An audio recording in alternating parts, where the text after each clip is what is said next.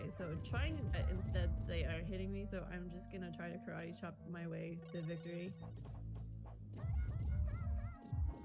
I'm pretty sure that's how that works.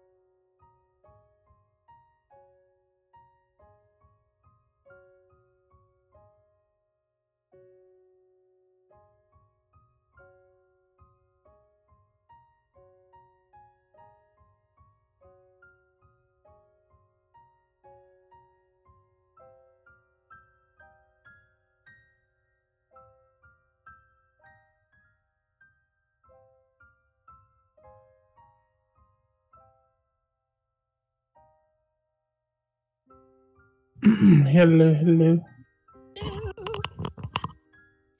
La-di-da-di-da.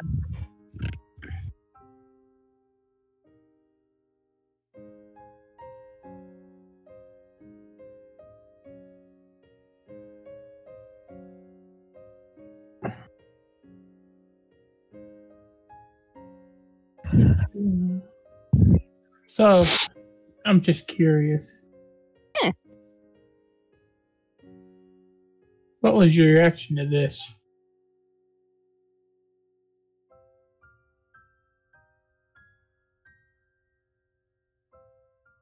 Was fucking heavy. Oh my god! It's like, yes! And then, of course, this last week's episode, a whole repaint. I'm like, yes! Just that backhand bip. Yeah, exactly. I really, really liked this week's episode. Pedro Pascal did a really pretty awesome job Yes, he did. coming off with that. You know, it's like night and day. You know, helmet on. Yeah. He's very sure of himself. Very, I don't want to quite say aggressive, but motivated. Helmet off. He's very, very uncertain. I gotta give props to Bill Burr for catching that PTSD vibe. Really I know. We were sitting down, we were watching on Friday night. I gotta go fill out some PTSD reports, and Steve's like, "Oh, Jesus Christ!" Steve's my husband. He's just like, "Oh." He did that really well. I was impressed. I know. He just slid that right on in there. Just, that was awesome. I knew it was coming as soon as he started popping off about it. I know he's gonna shoot this guy. Well, hello, everybody. Hey, Gally. Hey. How are we doing this afternoon? Oh, Okay, we're just geeking out. Yeah, geeking out, Mandalorian. Don't say too much because I am way behind on that. Nope, nothing we said will give away anything, but Yeah. they just managed to slide something in there. It was a complete reference to a different movie. Mm-hmm. It was great. and there was a really good representation of PTSD from somebody I didn't expect it from, so I was impressed. Well, we are starting on this little, I don't know what you call it, in this little community. We're starting to build a little bit. I'm now seeing that consistently, almost all the stuff we do is getting double-digit views within the first week. On Twitch, either people watching live or people coming back and watching during the week. And we had, I think, as many as 7 or 8 people on at one time last night watching the original edition game. So Nice. that's good. Yeah. So that stuff is going. And we are starting to get more contributions Nice. that are coming in. And some of those will actually make a debut today, courtesy of one of our players. So, Oh boy. Hey, Mr. GM, can I ask a small favor? sure. Hopefully very easy. Can you pick up my bag of holding that's way down at the bottom of the list and drag it up by my character? Because otherwise, if I want to see what's in my bag, I've got to like scroll through everybody. When you go to your journal, does it not show up in your journal next to you? She's Because got the things that are in your journal should only be the ones that you have access to. And I don't know if I can actually move those things around in You your can. journal. Oh, Okay, not in the journal. I meant you can move the bag of holding. You can go the character sheet for the bag of holding. You can go up, grab a hold of it, and go upward. Well, yeah, but that's what I'm saying. It's like, is there really a whole bunch of stuff that you're seeing in your journal when you look at it? Because when I look at the journal, I see everything that's assigned to everybody. So, of course, to Okay. me, Yeah, it's under all the NPC like- stuff. And yeah, my journal is filled with stuff too. So I'm okay. Okay, when you hover, and I'm just really curious about this from the standpoint of how the journal works for the players. When you go and you hover over, any of you hover over your bag of holding or anything, does it not give you like the 3 little things to grab the thing with and slide it? no, up only and DMs down? No. get that. Only DMs get that. Oh God, that's really... That's why I was asking if you could do that. Okay. Because it's like that seems like something of a design flaw. Because Well, they don't want people deleting and moving shit around.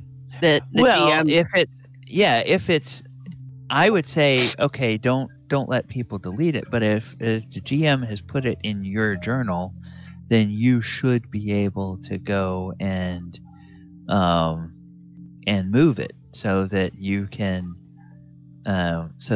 have it, right there where it's convenient. You should be able to do that for yourself. That's what I would think from a design standpoint. And if they haven't figured out how to do that, then I say shame on the engineers at Roll20 for not figuring that crap out. I don't even have my own journal, I don't think. Well, every player has their own journal, and you should at least have things in it that are, well, you should. That's where you see things like your spiritual weapon and some of those other things that we have given you. Okay, so journal. Are you talking about a separate document that goes with our character? No.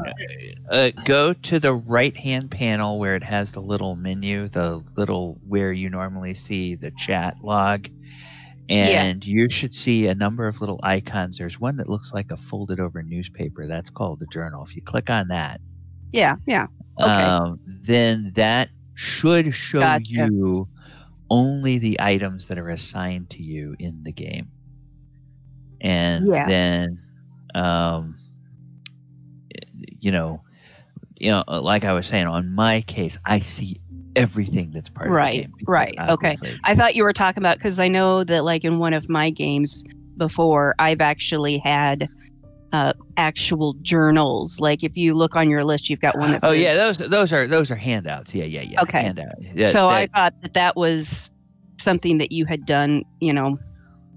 for everybody. I was like, I don't understand. Okay, I understand now. Sorry. No. That's all right. I still have access to Maraudin Spotlight. Yeah, well, yeah, you probably do, because that was something that was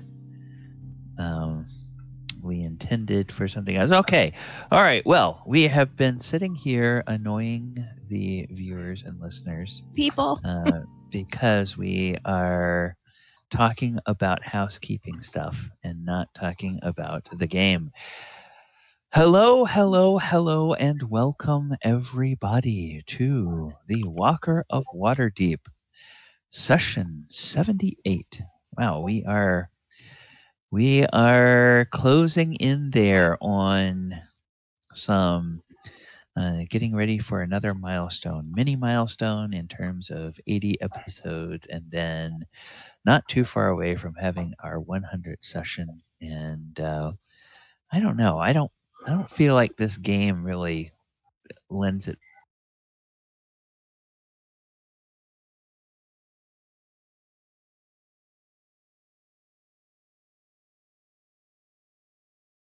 Callie, you have gone silent again. You have gone. I was like, did I lose everybody? We also Callie? are getting. Yes. We lost you there for a moment. Oh. Oh. You For did. about Okay. What was 20, the 30 last seconds thing? worth. What was the last thing you heard? We were talking about milestones. Oh yeah. Okay. Milestones. The milestone that we're coming up to is a mini milestone of 80 episodes, and then of course in 22 episodes we will be hitting the big 100, which I think 100 sessions for a D&D campaign is a pretty good achievement. When you can get to that point and still have people playing and having fun in the same story. So I'm glad we're getting close to that. Last time we saw this intrepid group of heroes, they had been in a forest. I'm going to move over to a map and show the chat a map to remind them of what happened last time. Oh, please mute. Oh, wow. Poochie is excited about something. Last time, the party was wandering through the woods, minding their own business, when all of a sudden they got attacked by a bunch of ogres. And the ogres were not friendly, and they were not kind, and they just wanted to be annoying. And the party said, nope. And Zhang and Kang survived the attack. They are still nominally the prisoners, I guess, of the party. And at the very end of the session, according to my notes, the party finally stumbled into Kofu Village, which they have not yet seen. And to be specific, we had already given our two prisoners over to them, and they had put them in like the stockade area. Okay. All right. So we are going to go ahead and we are going to visualize that at this moment, since we didn't visualize it before. And what I have done is I have not represented all of Kofu Village. I have represented simply only kind of the center area of Kofu Village. And as you can see, there are several huts or homes that are in the area. Some of them have either little water features or little rock garden features.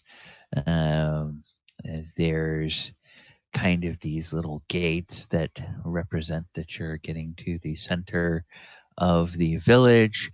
And then there is the large central dwelling place of the village elder.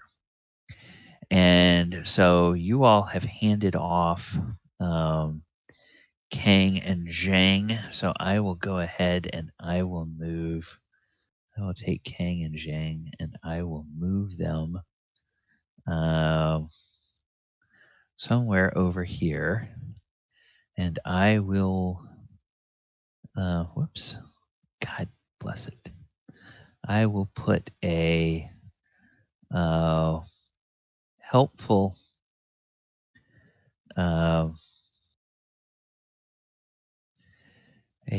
group of warriors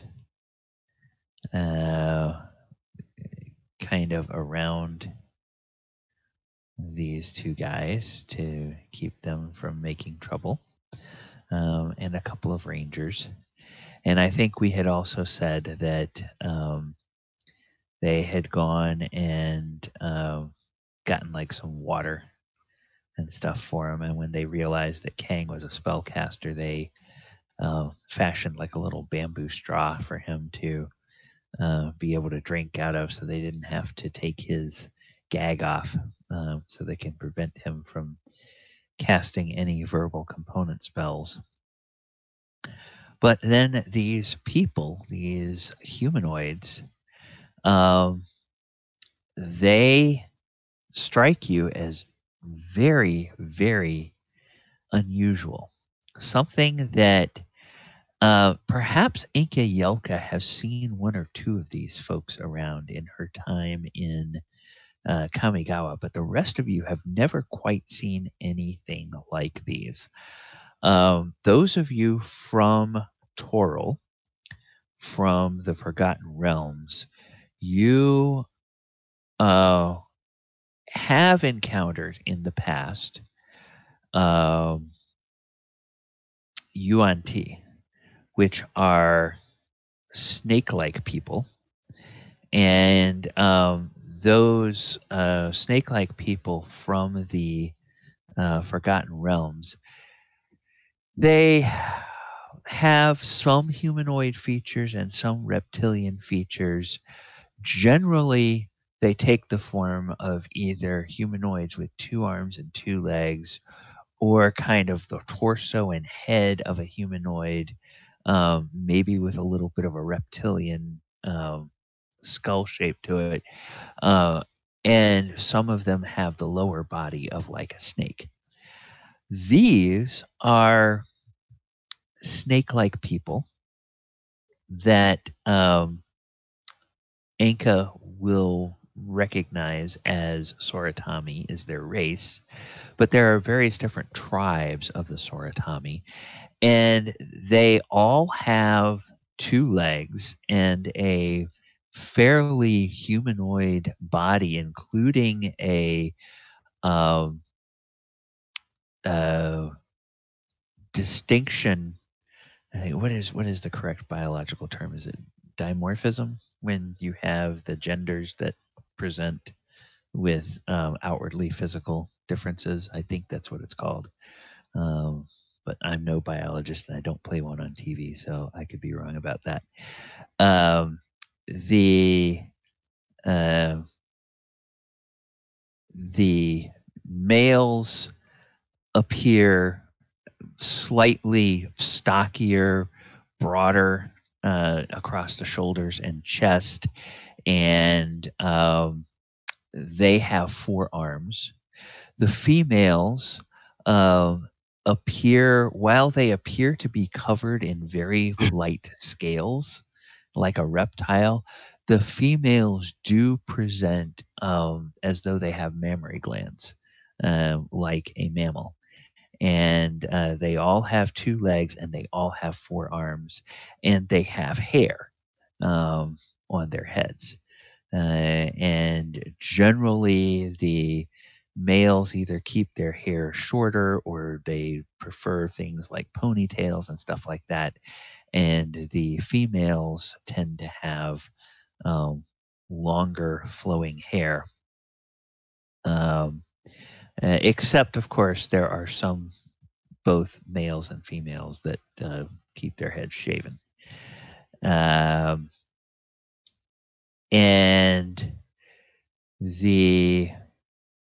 you get the sense that there's like some military caste people, and there's some, kind of wise leader caste people. The females tend to be more in village leadership roles around here, and the males tend to be males and females both tend to be kind of warrior caste. And as you all come into town, a group of them sort of comes to you, and they have their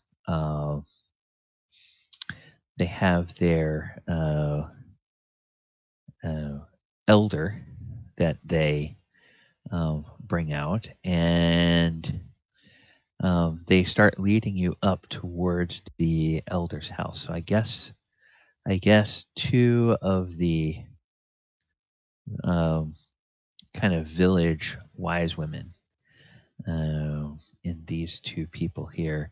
They will sort of lead you forward up towards the home of the elder. And so we'll go kind of over here so we can get everything centered on the map for the viewers. And they will bring you over here. And I think if I've done it correctly, I think you guys can probably all move your own tokens. If I have done that, let me know if you have any trouble moving your own tokens. Okay. All right.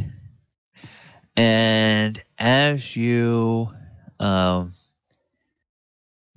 get up here, there may be a tiny bit of a recon because I didn't, or retcon, I mean, I didn't jot down in my notes the names that I gave to people last week, if I did in fact give them names. But they lead you to this female who's standing out by the stoop of her home. And for those of you that are really kind of trying to zoom in and look at the artwork and everything on this, just know that there's typically only one gender represented in the artwork on the Magic the Gathering card, and I'm more concerned with the creature type than I am their gender when I'm looking at when I'm looking for artwork and looking for creatures. So don't worry too much about whether it looks like a boy snake person or a girl snake person. This is a person whose name is Elder. Her name is Elder Yamane. And Elder Yamane, she looks to you all and she says, "Oh, strangers, and some of you badly wounded. How come? How did you come by these horrible wounds? And I see you have captured some bandits." Yes. Wait. As we said to, I guess, a couple of the others, we killed a bunch of trolls that were not trolls. Ogres. Sorry, ogres. We killed a bunch of ogres. About some distance that direction. Ogres? Oh, good heavens. There have been reports of ogres in the fringes of the woods in the last few days, but our rangers and our warriors have not encountered them directly while they are on their patrols. Perhaps they were eluding us and made the mistake of thinking you easy prey. It is fortunate you have survived. Since we've been here, a lot of people seem to have thought we were easy prey, only to be proven wrong. Yes. Well, this is sadly in a time such as this when the world has gone mad and the kami spirits are attacking everyone. It seems that any who believe themselves to be somewhat stronger will make attacks upon those they believe are weaker. Please, be welcome. And so she walks inside, and the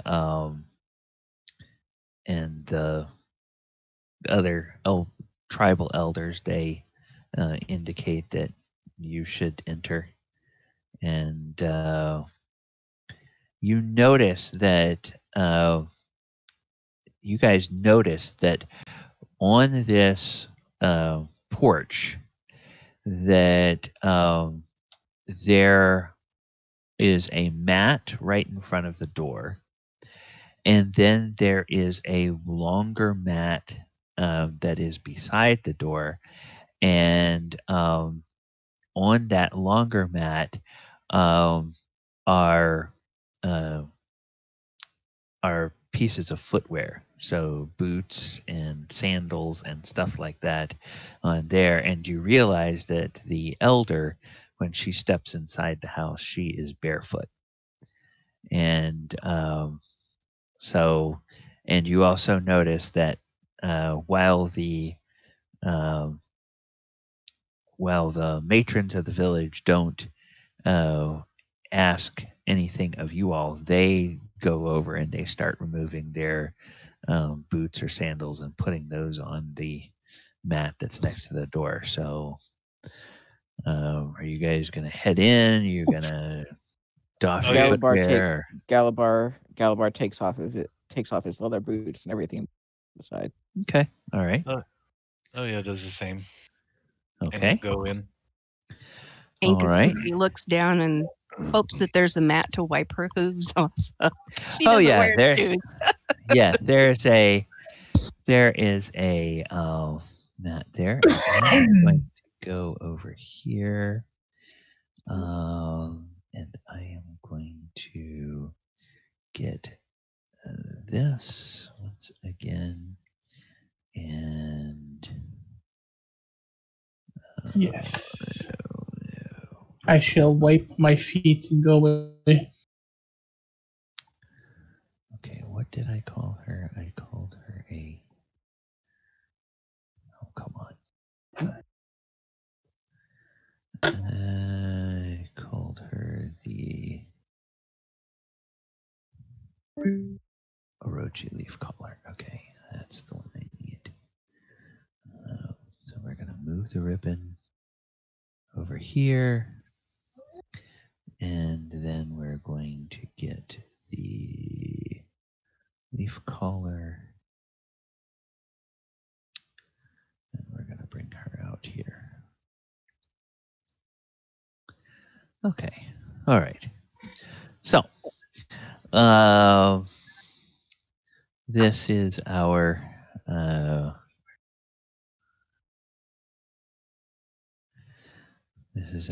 elder that you all are talking to, and okay, they've changed all this stuff around, and so I don't remember where it is anymore, where you put, whether you guys can see that or not. You go ahead and save that. Can you all see? No, you can't see that nameplate at this point. Okay. Oh, there it is. It's in that stupid thing. Okay. There we go. Now, there we go. All right. So you all are in her home, and she notices that most of you have removed your footwear, at least those of you that have footwear. And she snaps her fingers, and there's a couple of younger Soratami. They look like, they're not juveniles, but they look like younger adults. And they appear from somewhere, and they are bringing trays. And one of them has a tray that has steaming hot towels on it, and they bring those, and they present the tray to you, and give you an opportunity. These towels are a little moist, and they've got steam coming off of them, so you can take one and kind of wipe the grime off and everything if you want to from the road. And they give you each a chance to do that. And then another one has a tray that has several cups and saucers on it. And then another one has a tray that has a large teapot on it, like a white ceramic teapot. And there's also a couple of bowls with with stuff that's probably like sugar or cream or honey, things like that are there. And she says, would any of you like some tea? I would love some tea. Thank you. And so they will pour cups of tea for everyone, and she seems to think that it's very important that you all get a chance to kind of wipe up and get sat down. There are cushions. There's no chairs around that you can see to sit on. There are larger and smaller cushions, and she goes over to a cushion that's sort of set off to the side. Kind of, it looks like it's positioned in a place where that would be where the host would receive people. And she sits down over there on that cushion, and there's bunches of cushions all around, and she just sort of spreads her hands like, you guys can sit anywhere you want. And that seems to be the way the furniture is in here. Enka will actually go, as she had entered and was asked if she wanted tea, she said politely, thank you. And then if there was any type of customer greeting that she's familiar with from having seen these people around or having lived in this dimension for a while, she will make sure to do that. And then she goes and finds a cushion and flops down. Okay, you give a greeting, and it's one that they teach the human and non-Soratami students at the academy where you have been. Yeah. And it's a very sort of formal greeting. If you've ever taken foreign language classes, things like that, a lot of times they will wind up teaching you greetings, and you think, oh, okay, this is a standard greeting. And sometimes you'll go somewhere and you will greet somebody that way, and they'll kind of chuckle like, oh, yeah, I mean, that's kind of the greeting you would give to a mayor or a judge or a prince or something. Yeah, that's not what you do just between friends. So you break out this greeting, and there's some smiles from these people. The elder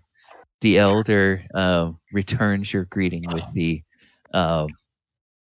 with the phrases that you've heard. Okay, there's a lot of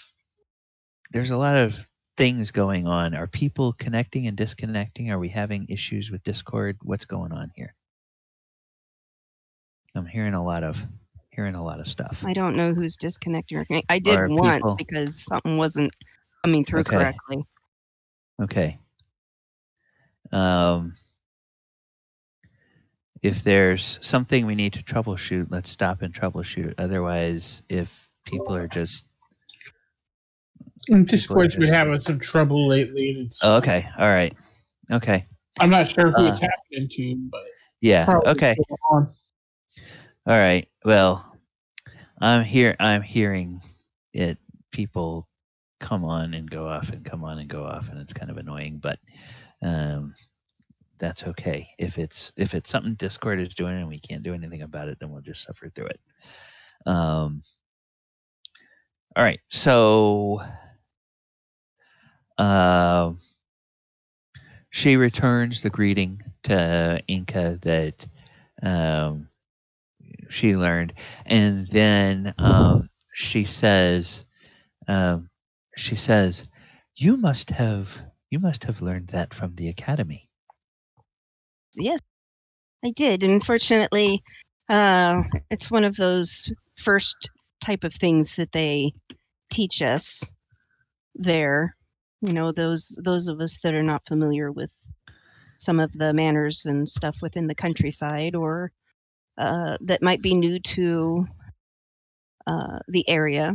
So I will definitely say that I am somewhat still new to this. I haven't traveled much since I've come here.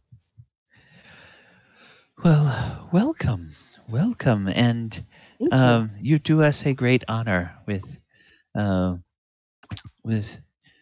making an effort to share some of our customs. It is always it always makes travelers more welcome when they have some familiarity with our culture. And then she looks to the rest of you and she says, "You all look very strange to me, so I would not expect any of you to know the customs of our peoples. So please do not feel bad if you have not learned any of these things. I have never seen such a collection of different peoples before. Let us start first with the issue of the bandits, so that we may know what you would ask or what needs to be done with them. And then I would like to learn a little bit more about each of you." And she says, "Can somebody tell me these two captives that you have? Please explain how you came to encounter them." We encountered them on the road when they attacked us. Yeah, to their own admission, they thought that we would be easy prey. Did they say what they were doing in these parts? They were coming to scout out your village and another one attack. Oh. Well, then it seems we owe you a debt of gratitude. Thank you for intercepting and disrupting their plans. And she looks at some of the women elders or women matrons from the village, and she says, "I believe that they should be interrogated. We want to know what they know about us. We want to know what they have planned, and we want to know I would like to know what you recommend after the interrogation." And they say, "Yes, Elder." And one of them turns and scuttles off and goes to take care of that. And she says, "Well, you have had a very adventurous time, and may I ask where you have come from most recently, and what brings your footsteps towards our humble village?"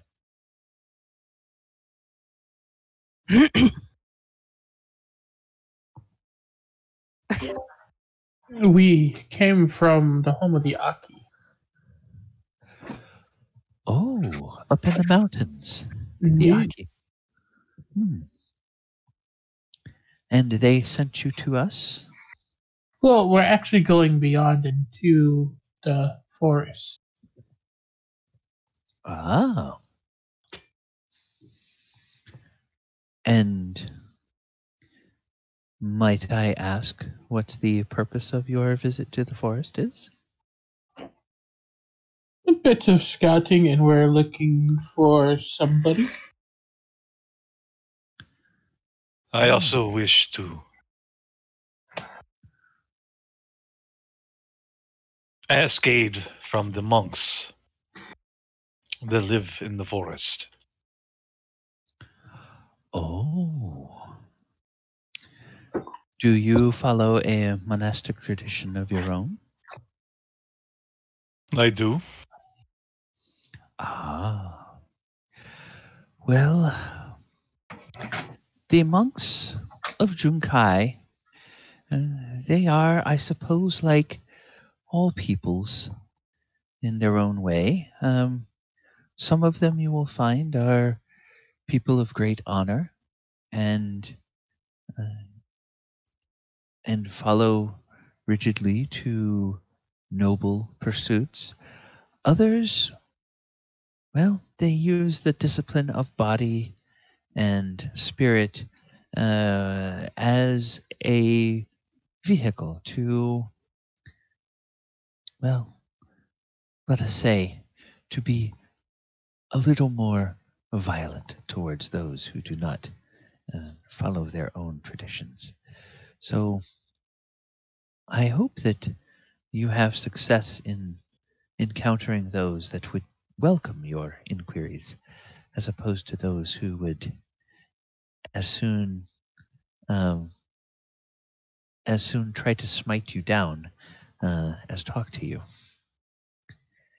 And I mentioned before, you are a very odd collection. I don't know if I have seen people like you in all of my life. I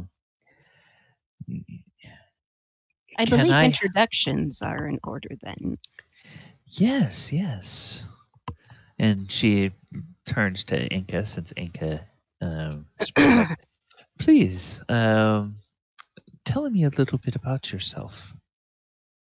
Well, I am originally from shall we say, a different, I don't want to quite say plane of existence, but yes, a different plane. And I was brought here with my mentor, who found me tending herds of sheep and cattle. Perhaps you know of her, Tamayo of the Moonfolk. She is a planeswalker. I have heard that there are many tales of her. Oh, yes, yes. We have heard of planeswalkers, and we have heard of this one you mentioned. Yes. So she is my mentor. True. Mm-hmm. Yes. And so I decided to, since I was here, I decided to attend the academy and learn what I could about this area for perhaps deciding to travel further on. And I came across this group of individuals when I was preparing to actually go walkabout and decided to tag along. And my name is Enka. Excuse me, just about goofed that one up. I am Enka Yelka, and I sing. I'm a bard. Ah, well, perhaps after the evening meal, you will honor us and our village with some songs from your travels. I would be delighted. I would also love to hear the local sounds of celebration as well. Ah, well, we will have I will ask that some of our musicians play some of the traditional tunes for you. Oh, lovely. Yes, well, be welcome, Enka. Thank you. I am Elder Yamane. Welcome to my home.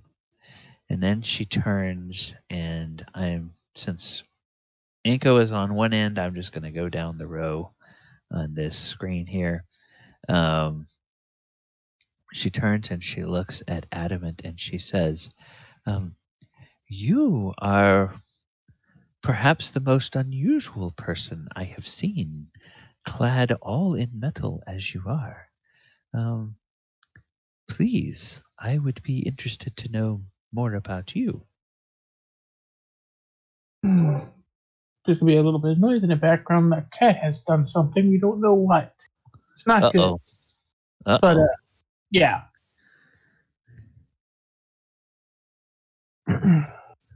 I am a living construct, so to speak.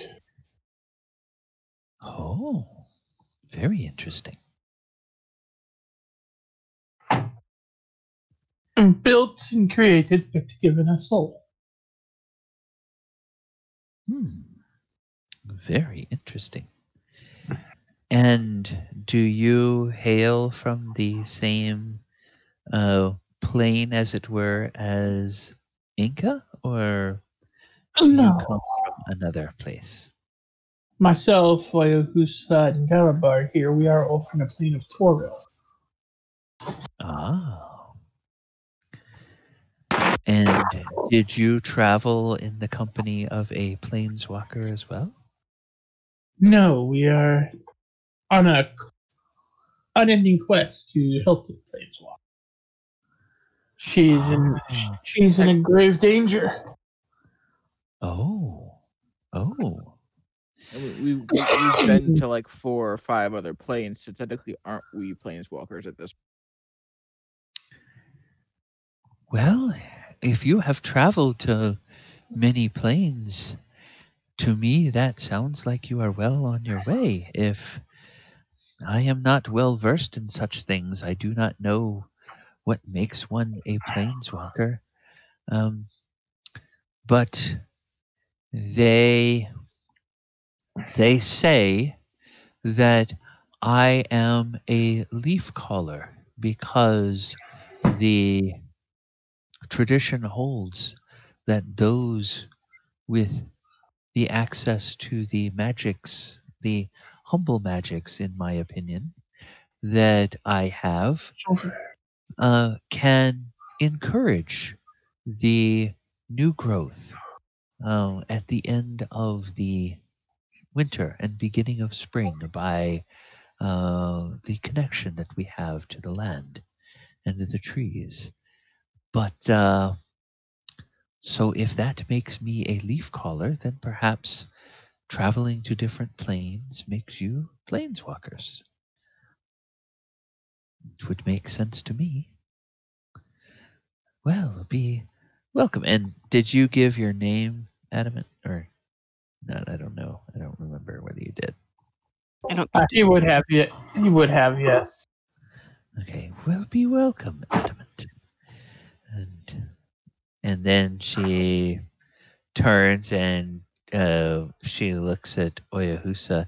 And you, Master Monk, what can you tell us of yourself? I am Ambassador Oyohusa. I come from Toril. Ah, I see. And are Adamant and the other one he mentioned, Galibar, are they your retinue, or are all of you ambassadors? We are all ambassadors. Ah, well, then I am very fortunate to host diplomats in my home. Can you tell me a bit about how we in our tribe and our village may be able to assist you on your diplomatic mission? General knowledge of local customs or worldwide customs would be most helpful. Food, shelter. Well, you are welcome to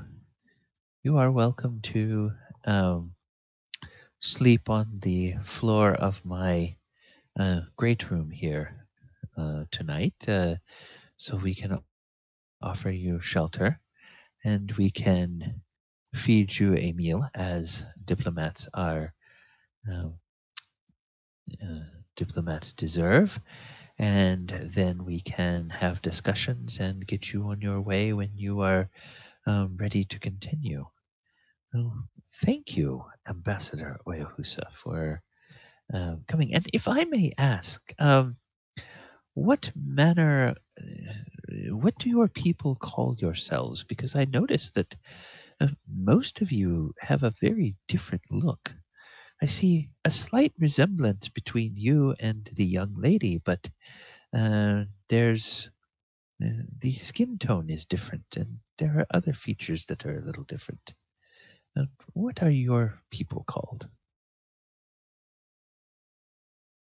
We're called elves, but we have different tribes. Elves.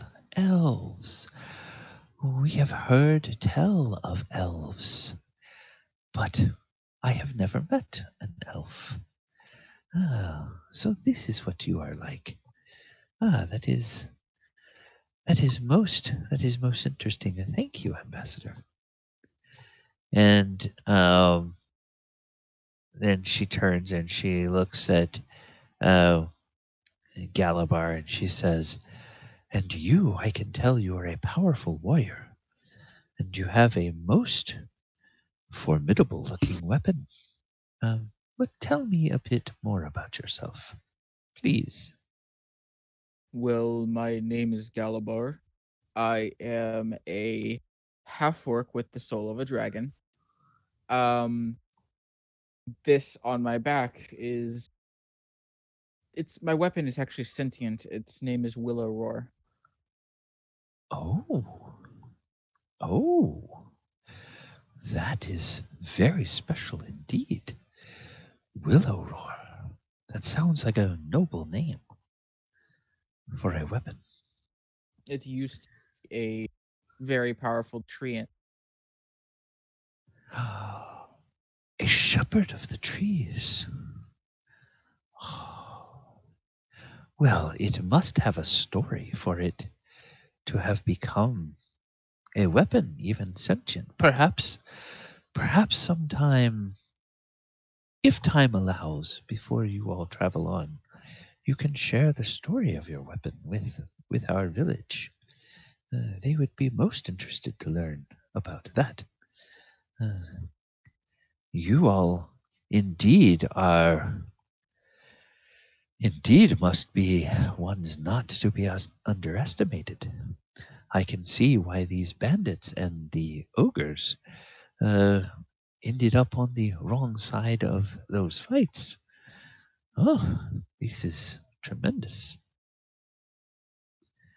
And you say you have the soul of a dragon. I can see what looks like fine scales, not entirely unlike our own. And she sort of touches her arm, and she has very fine, very delicate scales.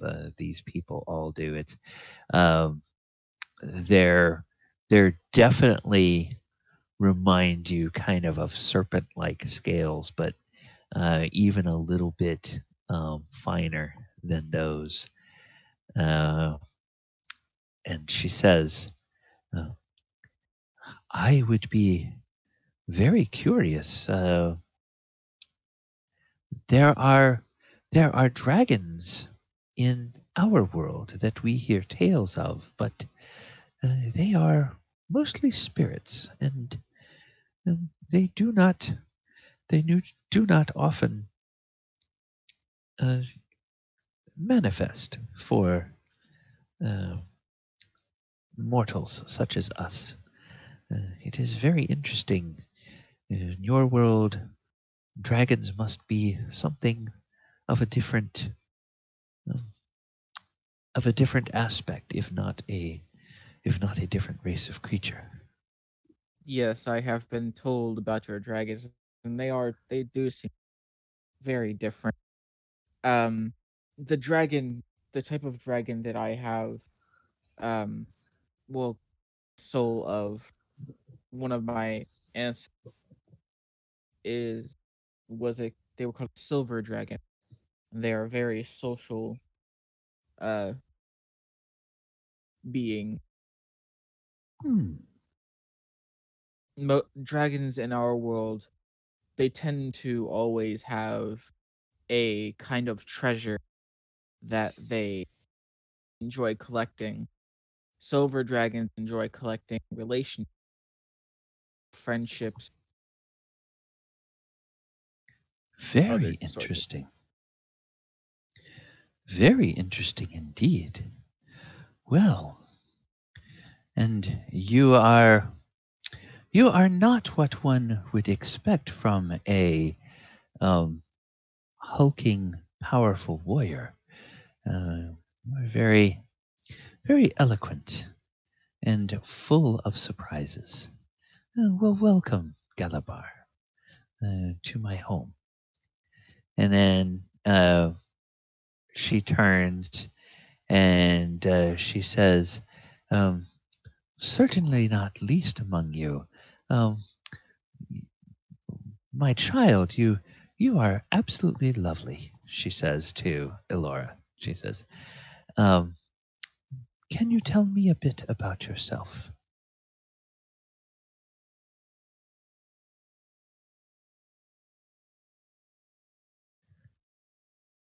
She put it into the chat. Yeah, okay. All right. I presume she's having microphone issues. All right. So, okay. So she says, well, so from Innistrad. Interesting.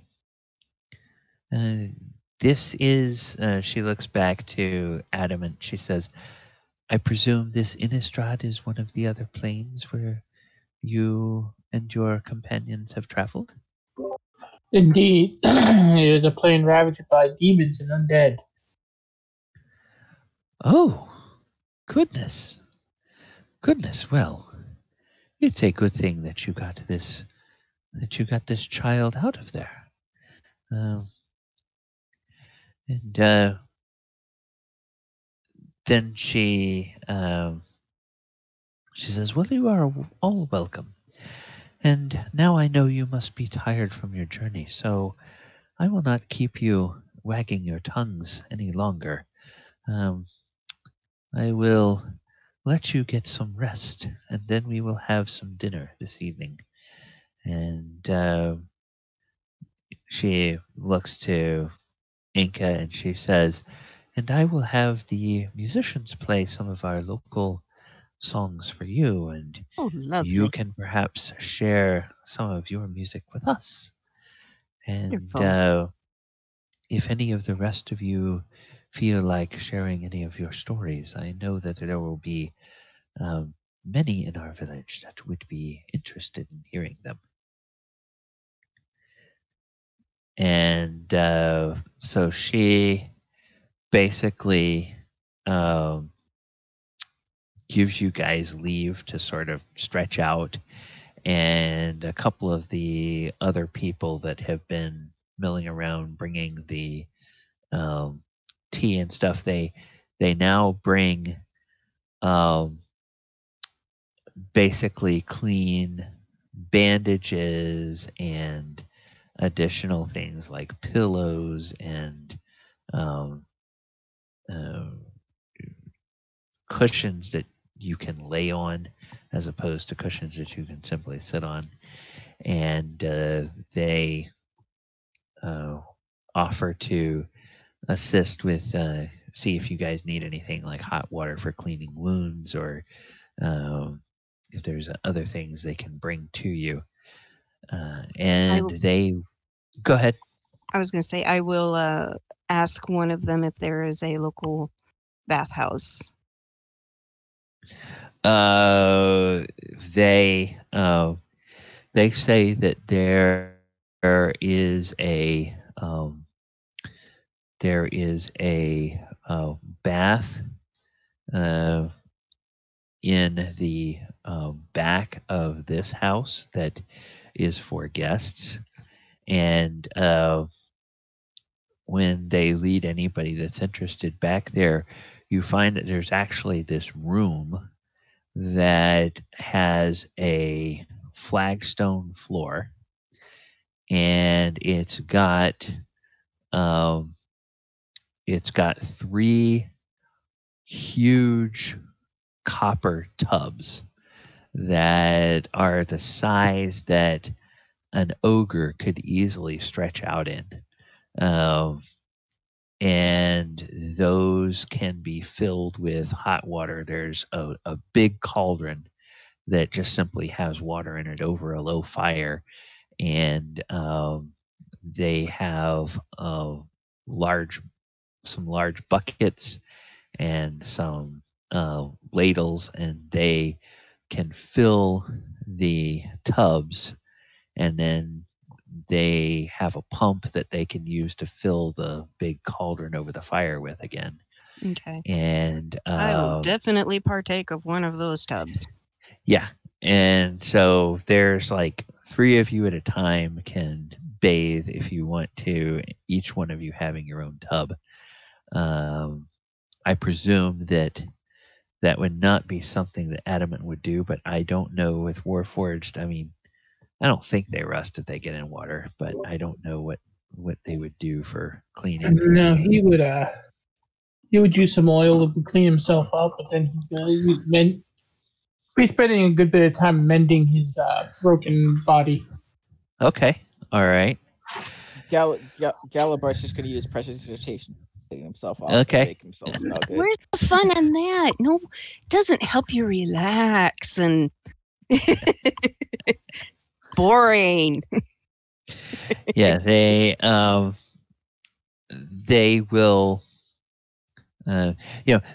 There's definitely you get the sense that these people are very curious about you, but they also are people that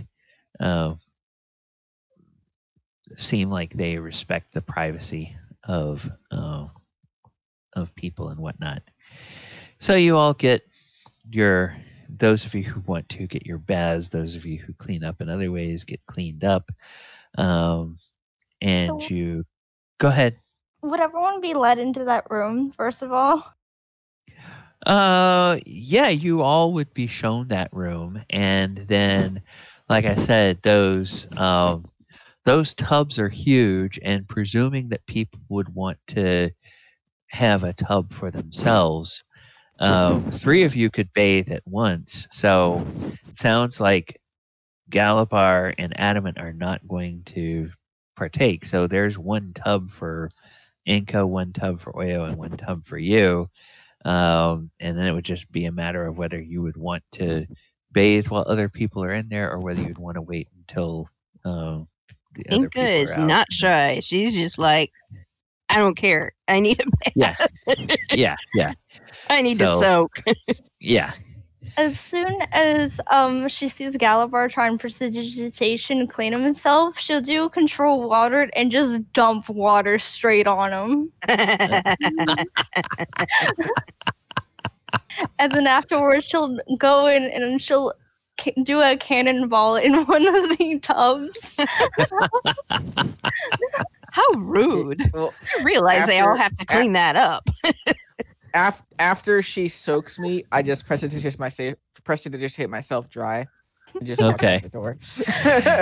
Yeah, well, at least you can say water was part of the cleanup on you, though.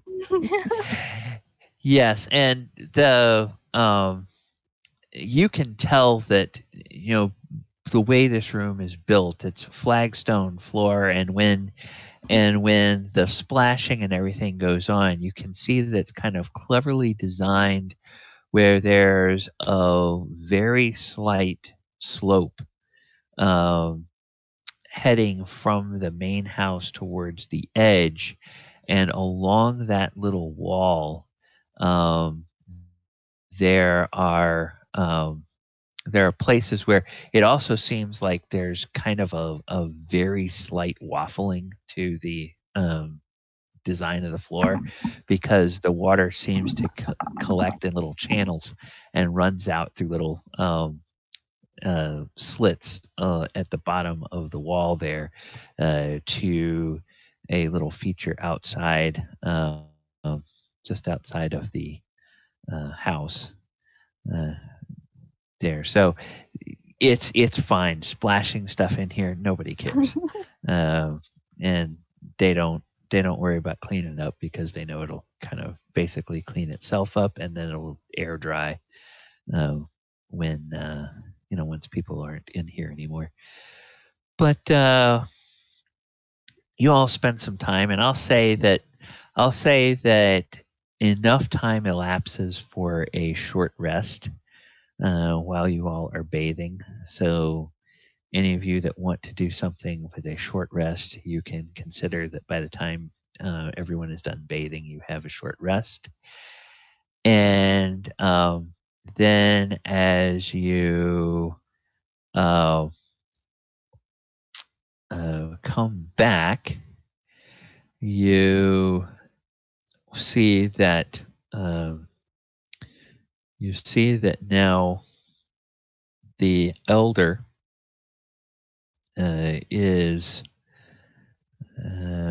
Elder Yamane is talking to two of the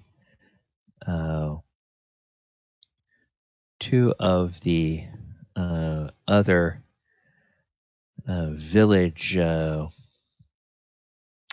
village matrons. And so those village matrons are Ikoma and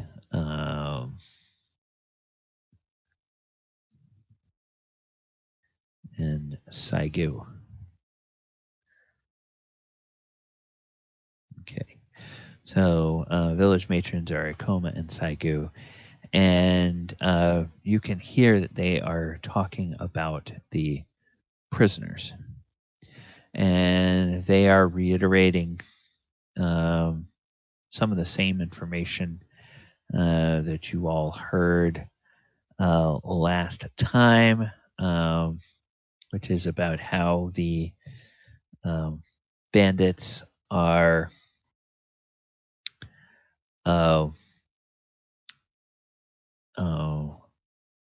followers of this Hidetsugu, and the village elder says a name that you all have not heard, and is very concerned when she hears about Hidetsugu, and says, "Well, we must find out if it is true that Hidetsugu has thrown his lot in with Oni Hitokuchi, as has been rumored." And they say they have mentioned this name.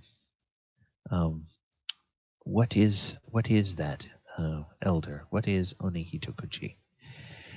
And the elder, she lowers her head and she shakes it, and her shoulders kind of slump, and she says, "This is very sad indeed. That is the name for the Oni of Chaos.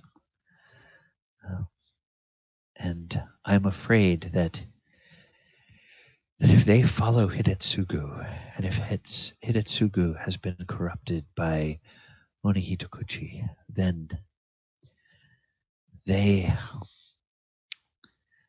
are now committed to a life of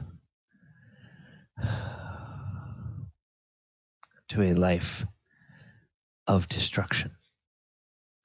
I do not know if there is any hope for their redemption. I must I must speak tomorrow morning to our guests, tell them what we have learned, and then tell them what I recommend, and find out if they have need of these prisoners.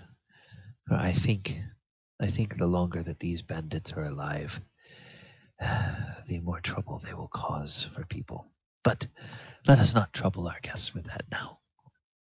And it appears that they are done with their baths.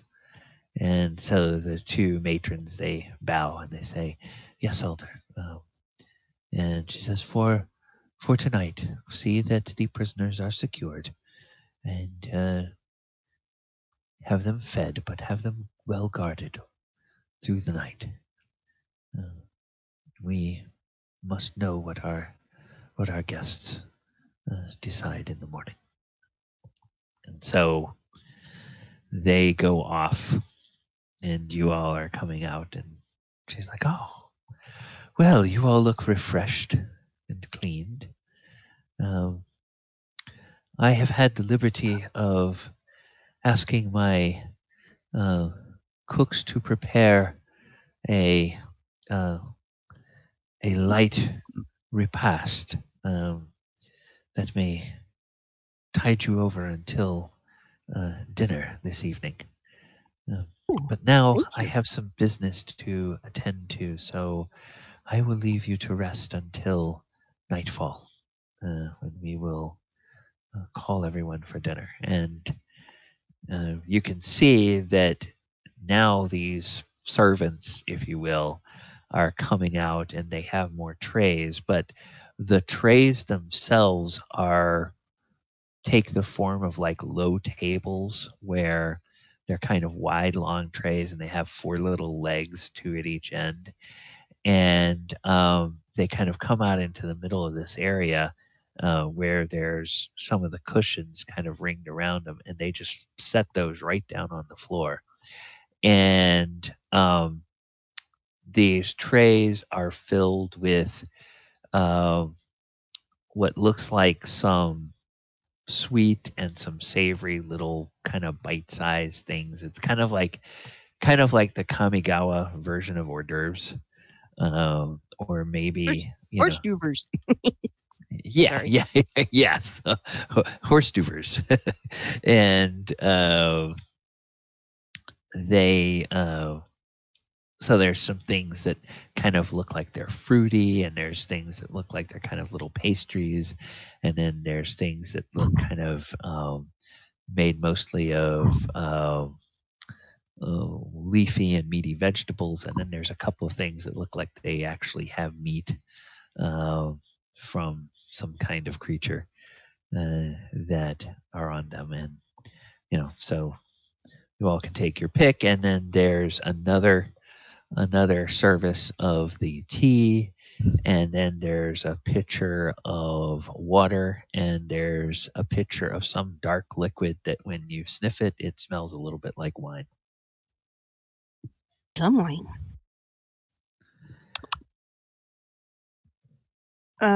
Well, since I'm more familiar with the customs and the culture around here, I will basically just kind of look at him and go, kind of follow my lead, and then proceed to go to where the food is, and then start picking out little bits and putting them on like trays or whatever, and then or small plates, and proceeding to eat like that. Okay. She kind of looks at the others like, it's considered rude not to eat. Yeah, and so there's enough there that depending on, and of course the only person that they don't have any kind of, they really aren't equipped to do anything for is Adamant, because in their experience living constructs, they would have no clue. And even if they knew that you required some kind of mineral oil or something like that, they may not even have the ability to create that. So they're doing the best they can. Great. All right. Oyohusa makes a small plate and okay. Thanks him for the tea. All right. Have a few moments if you guys want to have a discussion with each other, what you want to do now that you're here, or what you're thinking your next steps are, or we can just advance to the evening. I would say once everybody's settled, I kind of look at him and go, so where do we go from here? Do we just leave tomorrow and keep going? I think we should continue on our journey to Suzuki Village and then into the forest from there.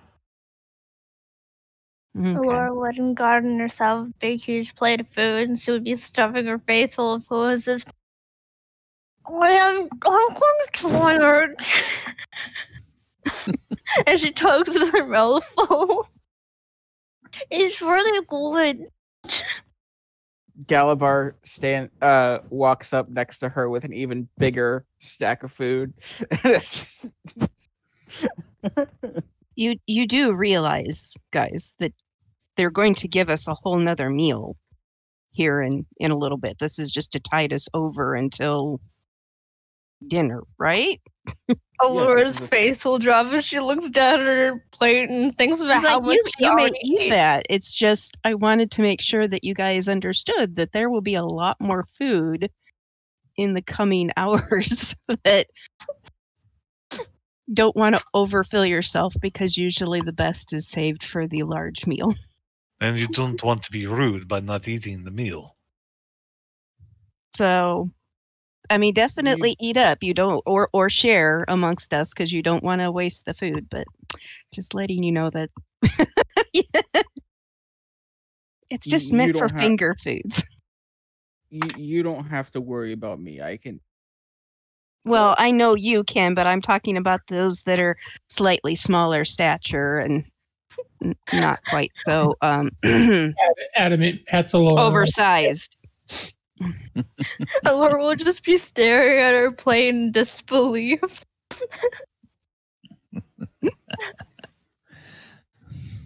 Okay, so anyway, and you guys did have a pretty strenuous morning. Or a pretty strenuous day before you got here. You got jumped by bandits and had to fight them, and then you got jumped by ogres. And I think all of that happened. Did all that happen the same game day, or was that 2 different game days? It was 2 different game days, but the same trip. Yeah, same trip. So definitely I've always liked this concept that you find in a number of fantasy stories where healing magic, it kind of relies, it's partly the magic, but it kind of relies on the strengths and the reserves of the person being healed. And so, even if you have somebody doing cure light wounds, or you drink a potion or something like that, it still kind of leaves you a little feeling, a lot of energy, your own energy has gone into that healing. So you may be more hungry to kind of replenish that. And it's not like you're just simply, going to the office and then coming back home and eating like a big huge dinner. It's like you're really replacing a lot of stuff that has been drawn out of you to kind of. Yeah, she was still trying to make them go like, okay, guys, we're gonna get a chance to eat more later. Taste yourself. One of the ideas, one of my other campaigns that uses that is a lot like that is when the healing potion does 2 of your hit dice instead of the thing, so it is actually like regenerating some of your life. Oh, okay. All right. Yeah, that's interesting. Fine. All right. Oh, I think you guys were still. Yeah, Yep. we were still talking. So if we leave tomorrow, are you wanting to take the prisoners with us? I'm not so sure we can trust King, but the other one I think would be useful for our cause. Perhaps he could help start a resistance. Mr. Smiley? She doesn't remember their names, but she remembers that she drew one smiley face in one of their faces. That was the peon that you drew the smiley face on. The lower caste one, not the magician. Yeah. Whatever his name was. Kang and Jong, whatever. John? Yeah. Yeah, I believe Kang is the wizard and Zhang.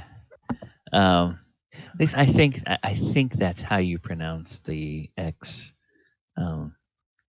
The X in when Chinese is written in Western alphabet. I think you pronounce it with a zh sound.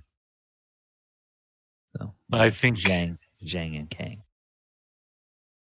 I think Zhang is looking for a reason or a cause to redeem his honor. I believe that here in Kamigawa, honor is a big thing to its people.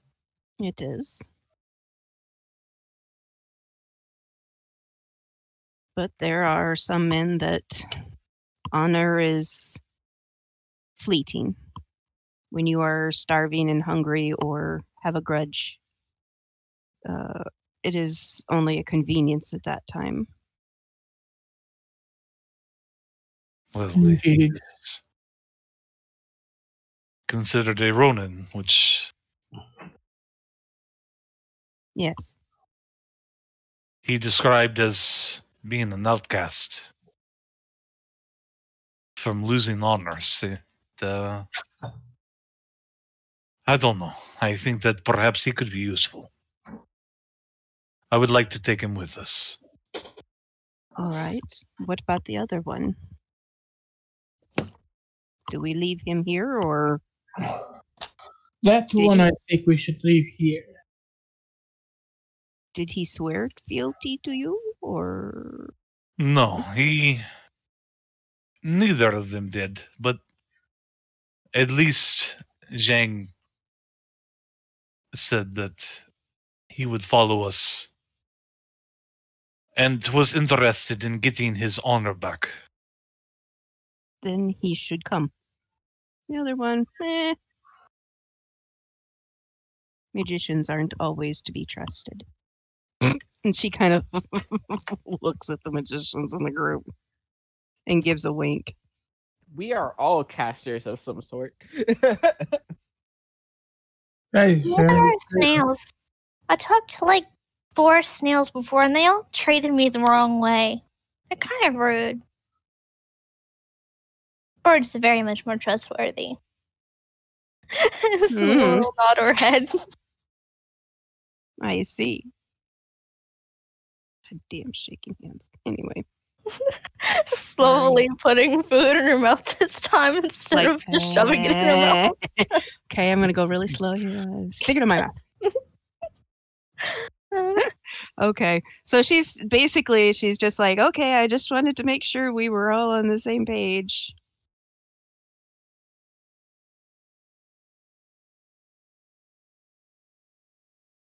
We have to remember why we're here. But I think we have time for a few lost causes along the way.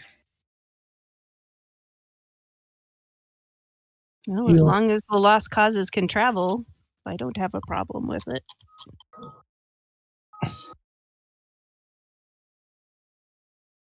What were you going to say, Adamant? That is a far cry from your attitude in Innistrad, Oyo. I'm proud of you. Pat, pat, pat. Why so? It means you're growing.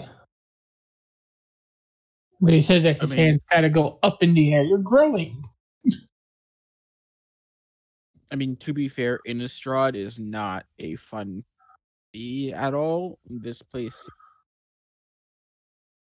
Those ogres would say otherwise.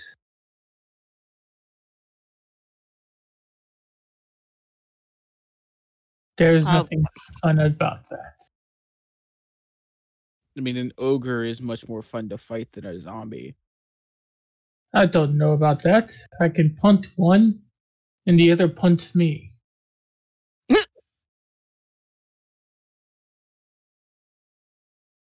Sounds like some issues. Do we wish to sleep here tonight, or? I don't see why not. I'm so sorry. I would still recommend that we I would trust these villagers very much, but I would say still set a watch, even if we don't make it obvious. Enka. I am always watching. You have nothing. Except when you're snoring very loudly. I can't snore because I don't technically sleep, Enka. Well, at least, okay, when you're worrying, let's put it that way. I don't worry. Yeah, you do. Elora would raise her finger and almost bring something up, but then shake her head and just shove some more food in her face. Stop herself from talking. This is good food. What's on your mind, Elora? Elora will smile and say, "Oh, nothing to worry about. Don't you worry." And she'll go and run to the other side of Oyohusa and basically use him as a body block. He just kind of tilts his head. Wait. Worried.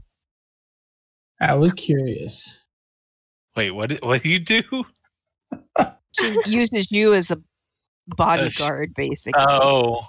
Okay. After being snarky. But you have no worries. I am always watching. Indeed. I believe that we both are. Adamant is the D&D version of Big Brother. Big Brother. They're watching you. They can see you everywhere. Anyway. At some point, we might need to purchase cold weather gear. Oh, that might be something too. I'm good as it. Well, I have a fur coat, but that still doesn't mean that if the weather turns very harsh, that having an extra layer of warm clothing wouldn't be inviting. Indeed, I do not wish anyone to catch pneumonia. Did we not just leave the cold area? But winter is coming no matter what in this land. So we don't. I have never traveled out this far, so I am not familiar with weather patterns or what may happen. Yes, the nights are growing colder and longer. She kind of looks over. Go ahead. Galibar just goes into his bag of holding and pulls out his thick bear fur cloak that he hasn't worn in forever. Puts it back in his. I think I'm good. Does it smell?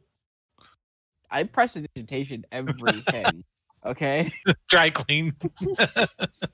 Galibar doesn't. Seems a little musty. Like, prestidigitation. Galibar and his prestidigitation, he's kind of like and this is just my interpretation, and Chris is not bound by this at all. But he's kind of like, if you all remember the series that was on TV a few years ago, Monk. the series Monk, Yes. where the guy was just he was like a total germaphobe, and every time he was going around, he was always like washing and cleaning and sanitizing and doing everything. That's kind of Such the a great impression show. I get from That was awesome. from Galibar. Every single time that you have seen him get dirty at all, like after a fight, ever since he got that freaking cantrip, you have seen him using. Galibar's like, oh no. He's like, no. I don't. No.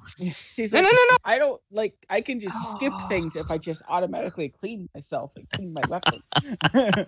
We need to get Galibar an assistant that keeps that he can get wipes from constantly.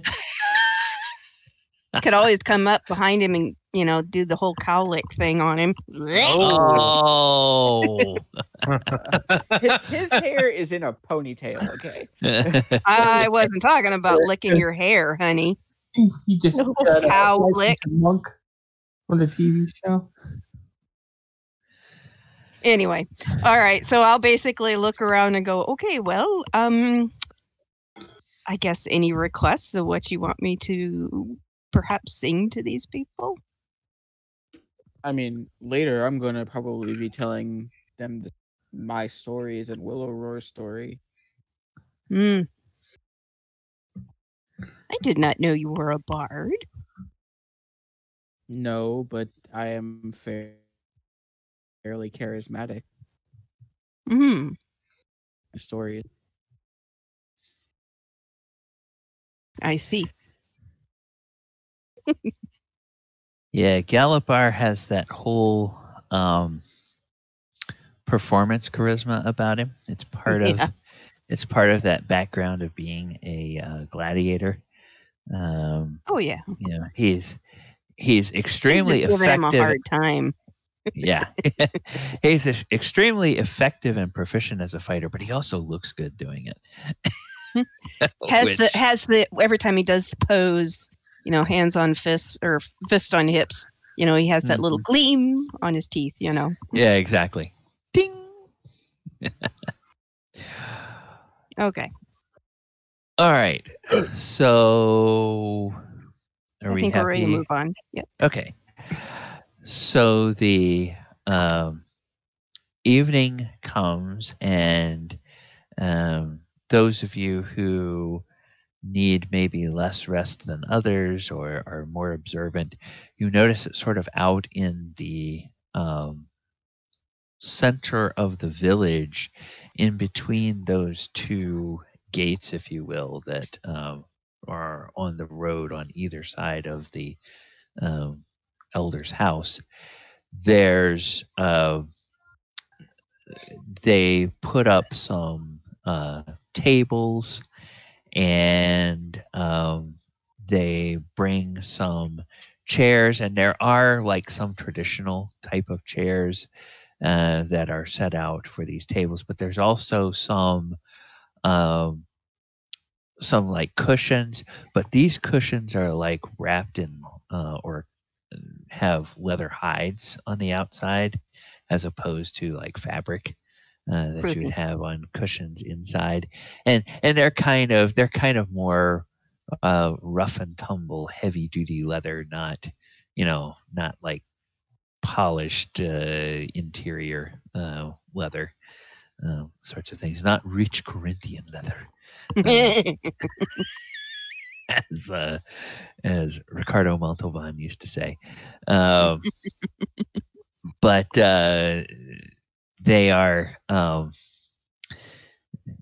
they're kind of rugged, and there's a little platform that's set up, and their idea of a platform is it's sort of a place where they take woven bamboo mats, and they set those out, and then there's moderate-sized rocks, probably anywhere from 20 to 40-pound rocks that get set down along the edges of those. And you get the sense, okay, that's just sort of where people would stand if they're going to speak or if they're going to do something, because it's kind of angled at a place where it's natural that the attention from the people at the tables would be drawn to that area. So Gotcha.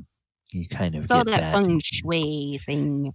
Yeah. And then there's some lanterns that they have. There's stands of bamboo. I didn't create an entire village-scape here because I ran out of time, but I just put a few representative things and a few little stands of bamboo. But there's bamboo and there's some other trees and stuff like that. And they string like some lanterns, and some of the lanterns that they string are kind of simple, very light chain and little wire frame lanterns that have like little candles and a little glass globe on them to keep the wind from blowing the candles out too much. And they string those up between either bamboo poles that they put up or between trees and things like that, so that it gives some illumination. And as it starts to go dark, there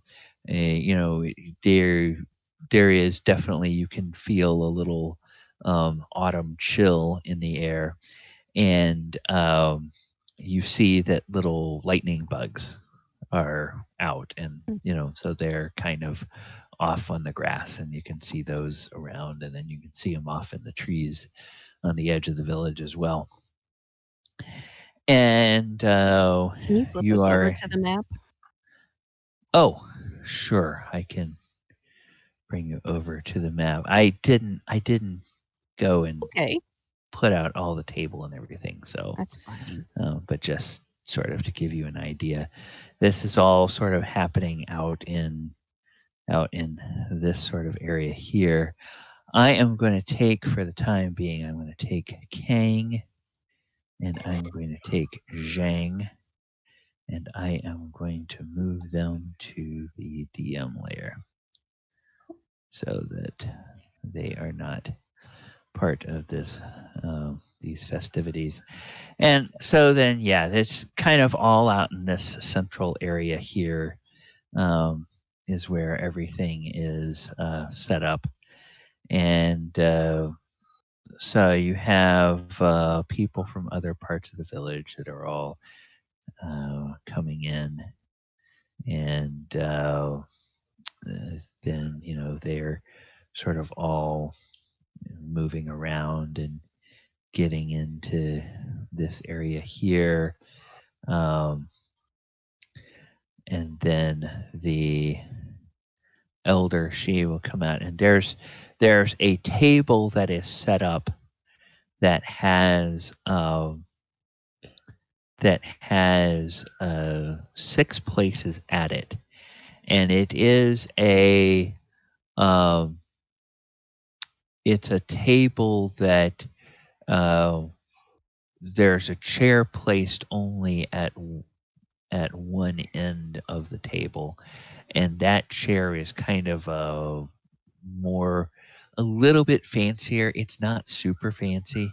Everything here is, all the furniture here is made of wood, and it looks like it's all natural, locally produced stuff, but some of it is polished, and others are not polished. And this main chair is a little bit fancier. It's set at the head of this one table, and that's definitely where they will put the elder. And then there are 5 other places around the table, and you all are indicated that you should sit at this table with the elder. So this is kind of the head table, if you will, for this little celebration. And they begin to bring food, and as they begin to bring food, you realize, Enka, that there's going to be entertainment during the dinner.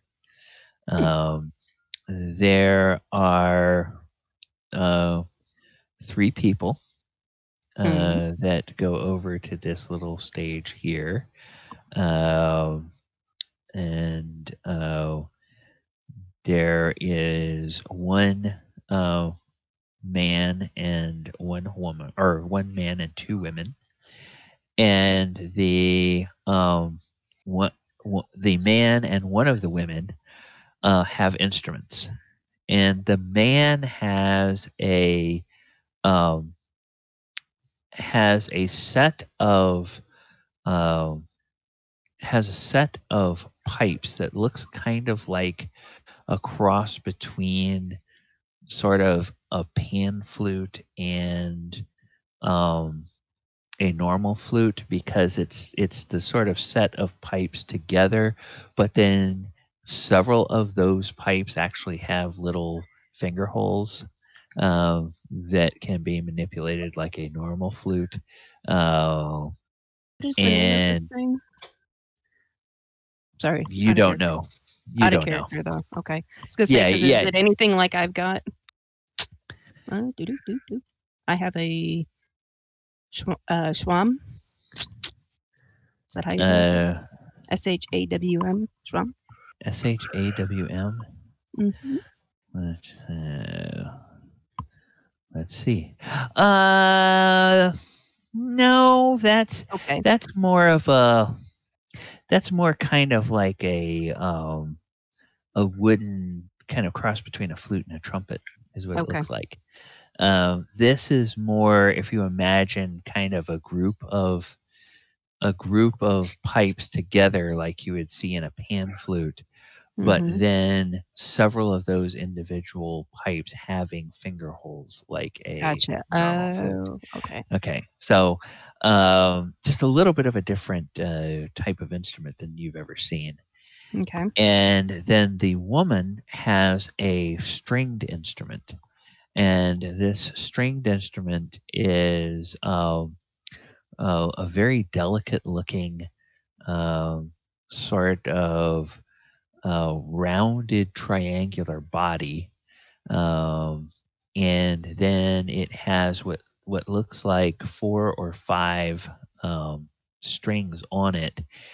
And the one thing that you notice about her is that her right hand, which she appears to use to play the instrument or to pluck the strings, the fingernails on her right hand are kind of long. And then with her left hand, she, holds different frets on the neck and things like that of the instrument as she plays. Okay. And it has a very sort of eerie and tinny type of sound as she plucks the strings. And the flute instrument has a very melodic sort of sound. And then the third person, the other woman, she does not have an instrument, and she is wearing outer garments that are very diaphanous and very lightweight, but she's got some sort of body covering on underneath that. And these diaphanous outer clothing, they just kind of hang very loosely. And then as these 2 musicians play, she begins to go into something that looks kind of like a ritual dance. And, her forearms are, doing these sort of arm motions and whatnot. And, her clothing is sort of billowing out and streaming around as she spins and dances and stuff. And they play for a few minutes, and they play some things that sound kind of happy and a little bit faster pace, and then they play some things that are very kind of mellow and have a slower pace. And of course the dance matches whatever the tempo of the music is. And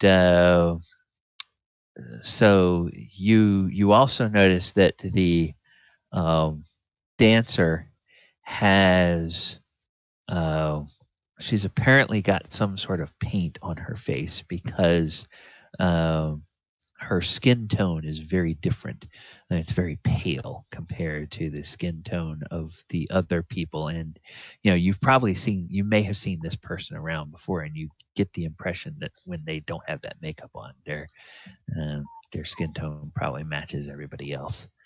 And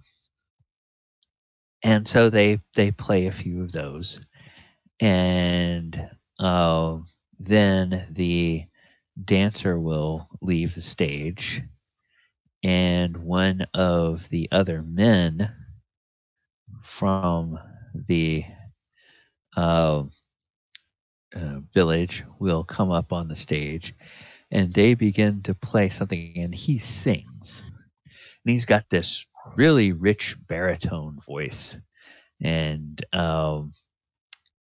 he sings in a language that none of you recognize. It's probably some sort of cultural language or historic language of these people.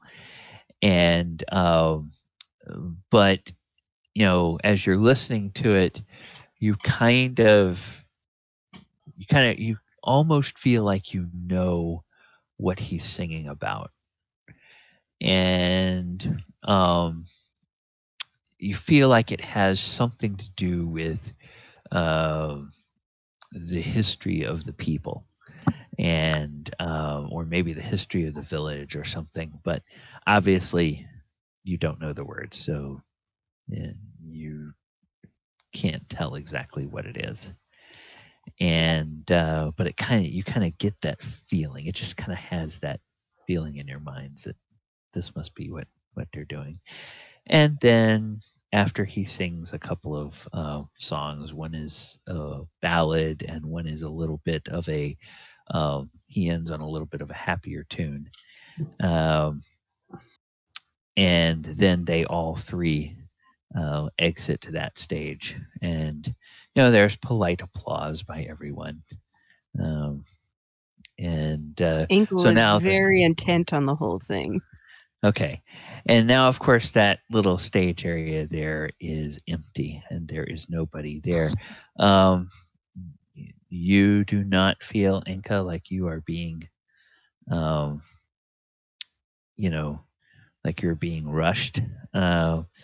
But you do notice that a lot of people kind of are looking in your direction, and kind of curiously and hopeful. Okay. Well, while watching all of this, I finished eating at least my first round of food, and then I once I've washed my hands, I'll get up and go retrieve my harp as well as my shwam. I don't know how to pronounce that properly. Anyway, along with my pan flute, because I'm not quite sure what the mood will strike at that time. So I will go up and just start with harp and go from there. At first, I will just do a traditional song with the harp. No singing. And the other thing that I should tell for all of you, that those of you from Toril, this music sounds very alien to you. I mean, you can tell it's music, and you can tell it's kind of got its own beauty to it, but sort of the way you're used to hearing music, and the kind of scales you're used to hearing, and the sort of resolution that your ear looks for, kind of in phrases of music, it doesn't quite exist in this town. But these performances, but two of you, you feel like there's something that it's alien, and yet there's something hauntingly familiar, just like kind of on the edge of your recognition. And those two of you would be Elora and Oyohusa. So perhaps at some point in some distant cosmic connection, perhaps there's something that connects the musical traditions of these people and of elves. But that would be about it. But for Enka and Adamant and Galibar, completely alien. And he's enjoying the music, and he walks over and sits next to Elora and hands her a cup of wine. Okay. All right. She'll smile and she'll take the wine and she'll take a sip. And then she'll grumble slightly at him. I should have watched how much I ate. Elora, you must exhibit some form of self-control, no? She won't answer besides take a sip of wine, just kind of shaking of how much she ate. Feeling like she's going to go into a food coma.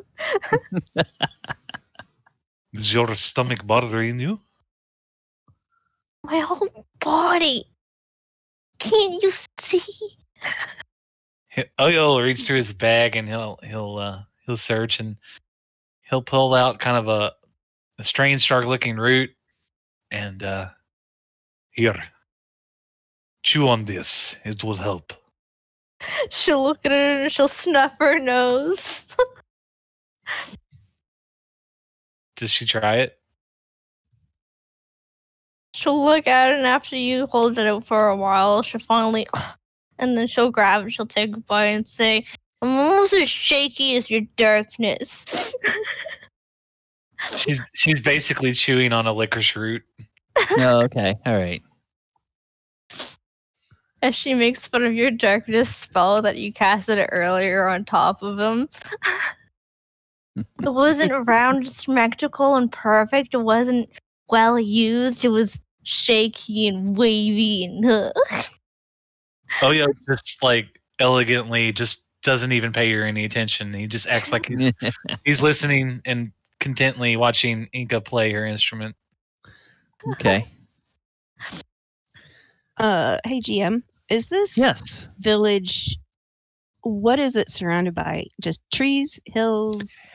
Yeah, there's you're kind of in the edge of the forest. You all have been traveling through kind of large groves of trees. And when I say large groves, I would say anywhere from about an acre in size to maybe 100 or 200 or 300 acres in size. This village seems to be it's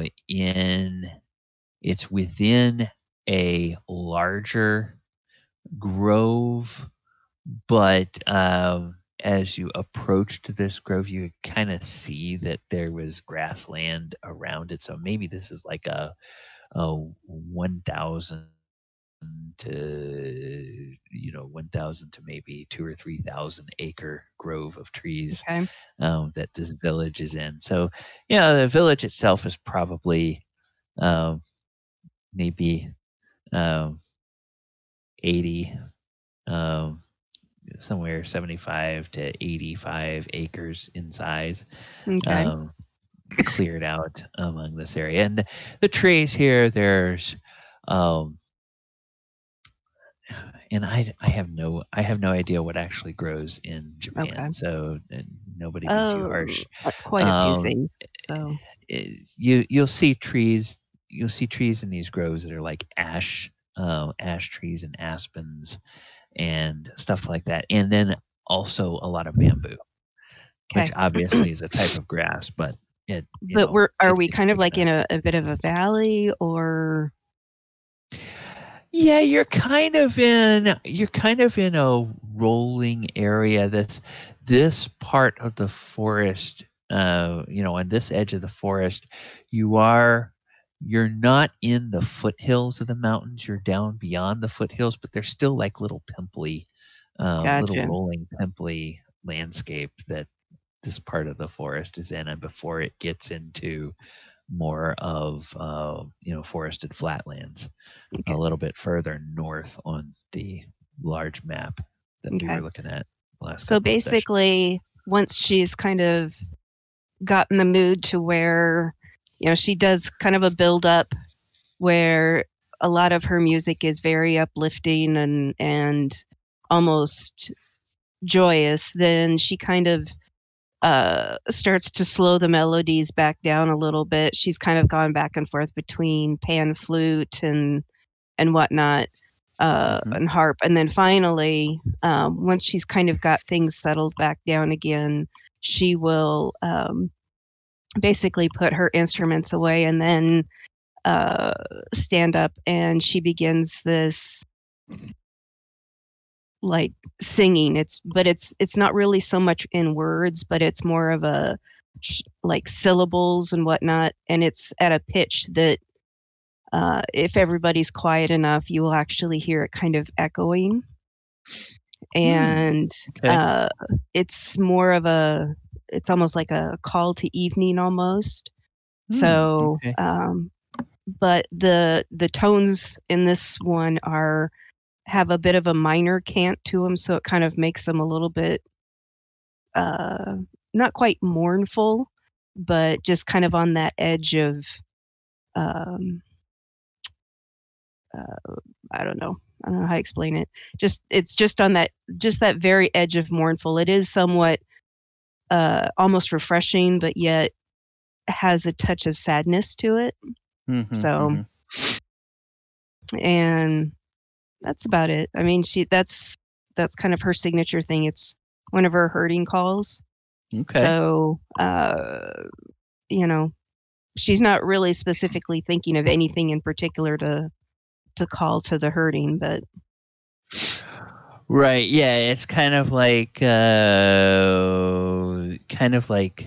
okay, animals, it's the end of the day. I know you wanna lay out in the grass some more, but time to go home. We gotta go get in the barn. And the animals pretty much. Oh, do we have to leave? Yes, we have to leave. Yeah. So I don't know if anything will come about to answer the call, but it's like I said, it's almost haunting the way it echoes off the hills. They appear to have some livestock in this village that are kind of like they're almost but not exactly like sheep that kind of graze out on the village green. And as you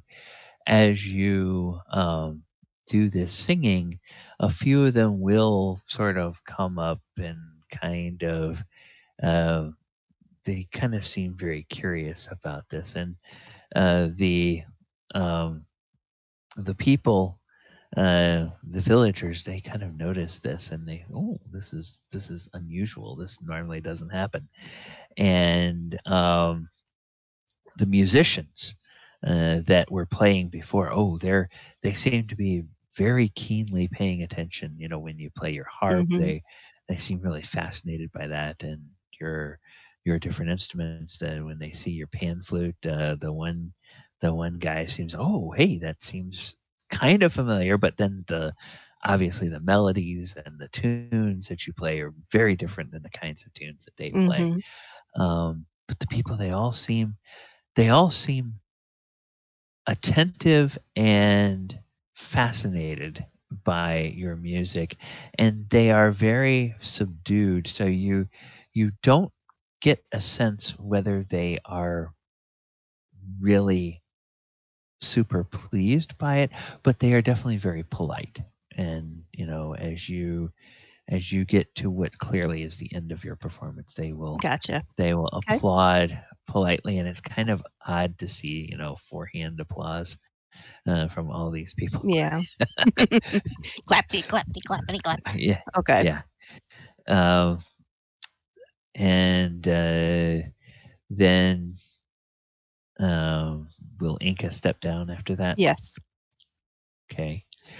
Well, this stage area is open now. And it seems like there's kind of a pause. So if any of the rest of you are performers, I know some of you do have some performance type of things. If any of the rest of you feel like performing, there's like a opening for a couple of minutes, but if nobody steps up, you will see that then a couple of the other villagers will come up with different kinds of instruments. But does anybody take the opportunity to go up when Enka leaves the stage area? Galibar will lean in a bit to the leader and say, "Would this be a good time for me to go up and tell stories?" Oh, yes, we would be honored to hear your stories, Mr. Galibar. Ambassador Galibar. Galibar will stand up and go up to the stage. And he'll say to the audience, I heard that you guys might be curious about us. And seeing as we are from a different plane entirely, I figured you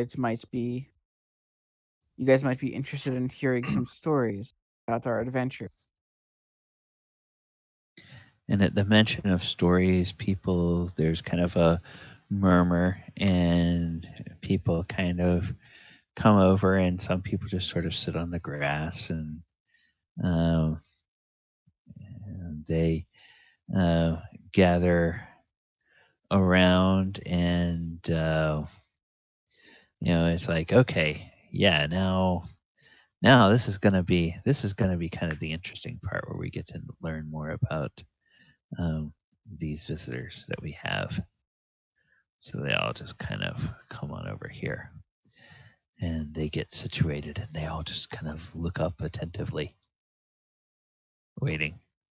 And you can either just describe what stories you're saying, or if you have something that you want to tell, you can go ahead and tell it. It's up to you. Well, Galibar is going to be telling the story of our adventure through his perspective. Okay.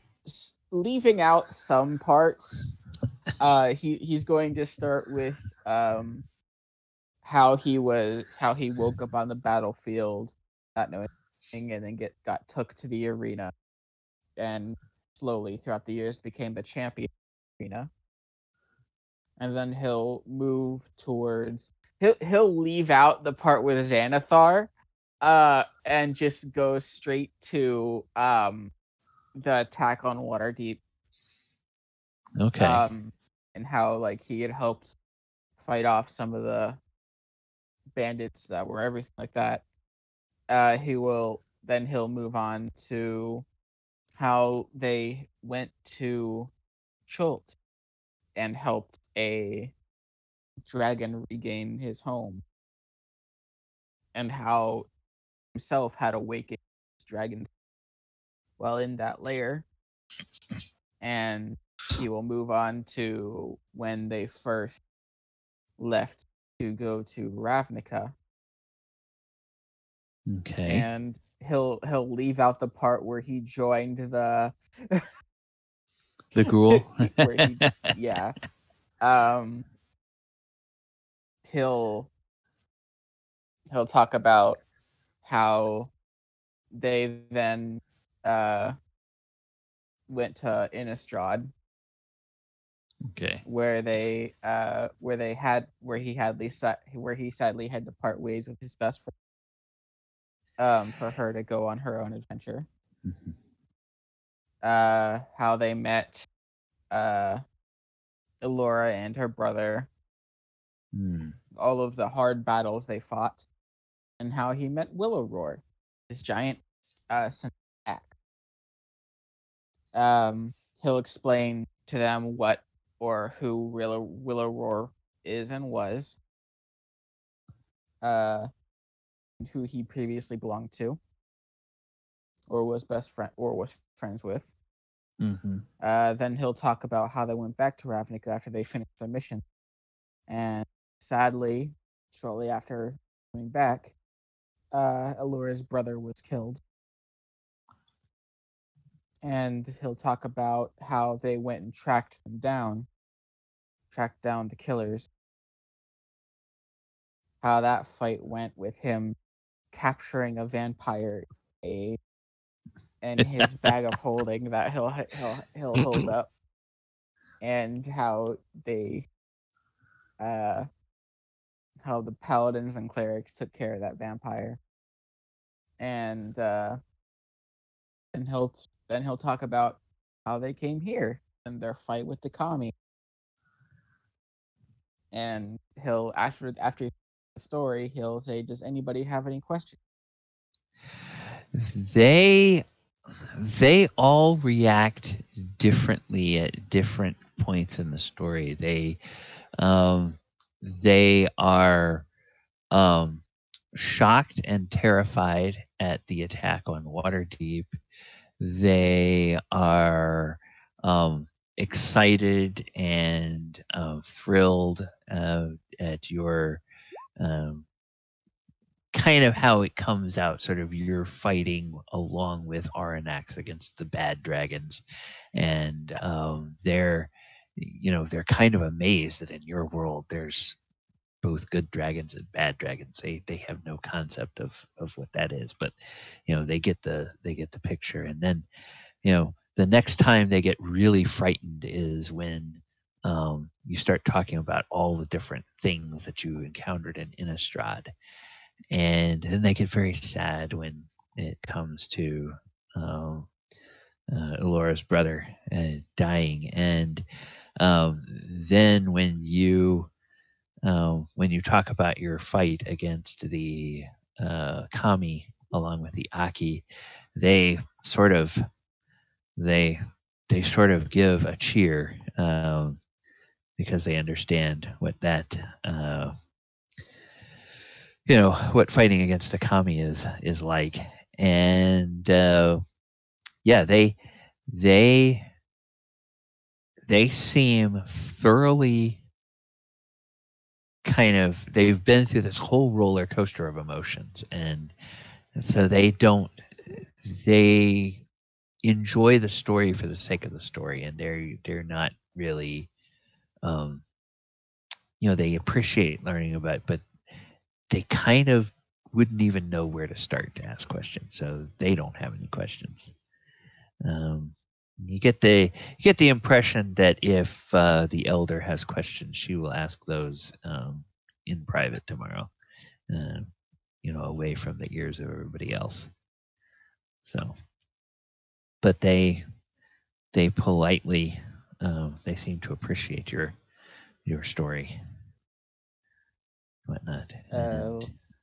Galibar will stand up, do a little bow, and he'll say, "Well, if you ever have any questions while we are here, feel free to ask." And he'll walk off the stage. Okay. Back where he was sitting before. Okay. All right. And when Galibar leaves the stage, now we can come back to this scene if we need to, but when Galibar leaves the stage, there are now a group of 3 musicians and 3 dancers that go up, and they will perform and it seems like this is a slightly different style of music that they are performing. And you get almost the sense that this is something kind of like, while there's no singing, you almost get the sense that this is something like what would pass for ballet or opera in their culture, because the different movements of the dancers, it seems like as you watch the way they're interacting in their movements, it's kind of like telling a story. And you get the idea that at points there's conflict, at points there's cooperation, at points there's fear, at points there's triumph.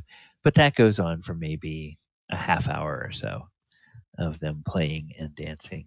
And then everybody is very, all of the natives, they very much are appreciative.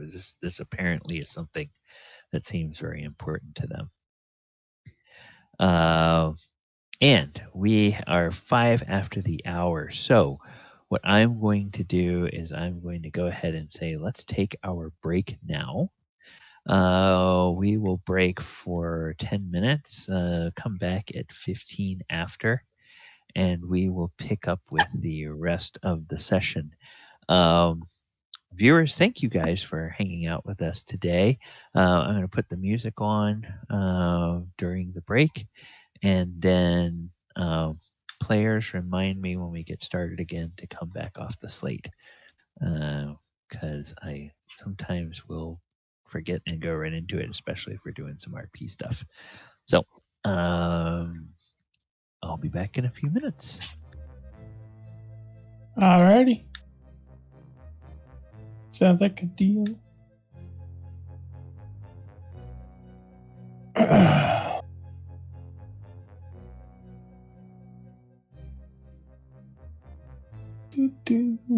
I'm mad at Oyo.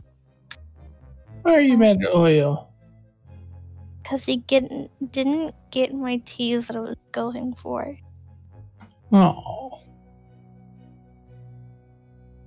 Very sad. To be fair, he misses the teas quite a bit. Fair. What? She was making fun of you being shaky when you casted darkness on him. Oh. What's that to do Elora? What's that to do with tea? No, teasing, making fun of you. Oh. Because she knows how to cast the darkness spell like perfectly. She did it a lot. And then you're here with like shaky, not even perfect darkness. Yuck, what is that?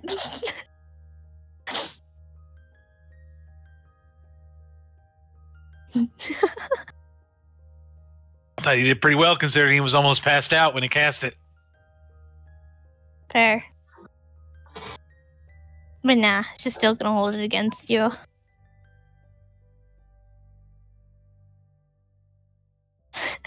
Trying to be nice. He's trying to sit next to you and share his wine and his licorice root.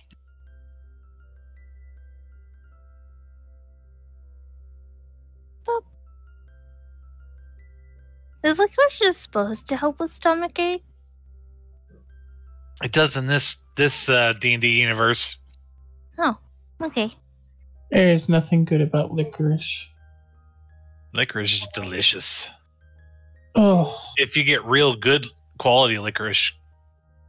No, it just doesn't. No. That crap made with like corn syrup and other BS is nasty. I can only eat certain licorice, but I cannot eat a lot of it, otherwise it loses its taste. The only time I can handle a licorice flavor is like when I'm drinking Bargs. Hmm. Yeah, Barks root beer is the stuff. Different brands of root beer use different roots. Bargs uses licorice root.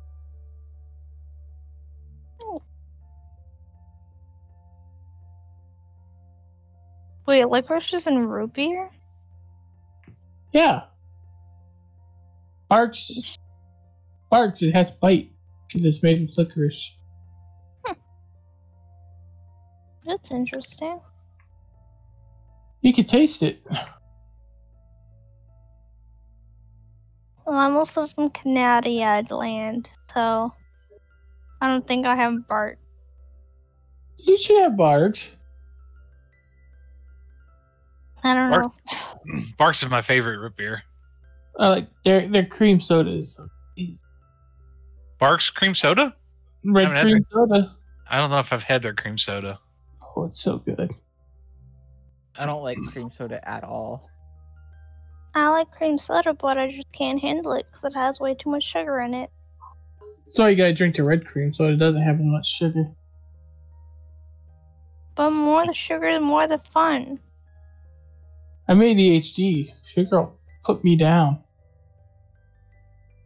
I don't know what I have, but it's not nice.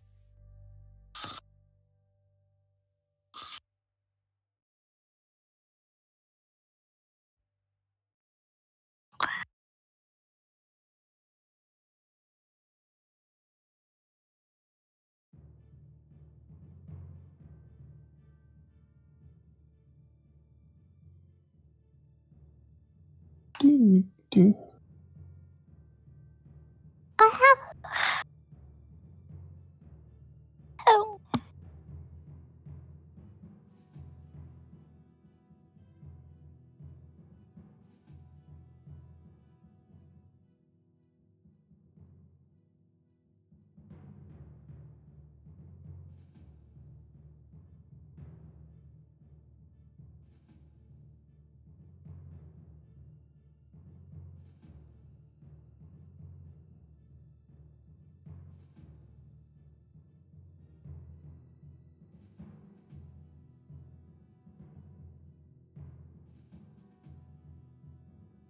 Oh, for it's break time. Now I can actually use the bathroom.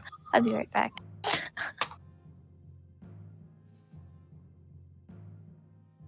Man.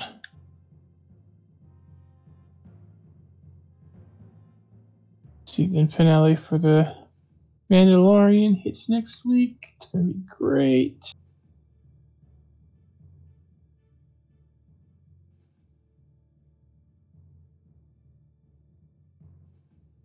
You been watching that, Oyo? Yep. It has been a great season so far. What has?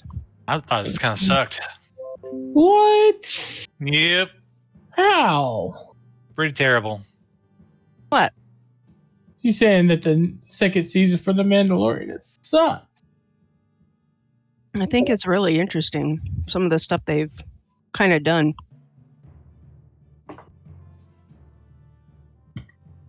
Although, to each their own. I could feel the mournful look as his ship got exploded. It's like, no. Remember, somebody hasn't seen all of it yet. He's not here right now. Oh. Yeah, that one got a very explicit couple of words out of my mouth for that one. No, fucking say no. Oh well. Got one more episode for this season already. It's like, holy shit. Well, they're only 8 episodes long, you know. So I guess I'm so used to. A lot of networks have been doing that, though. Yeah. I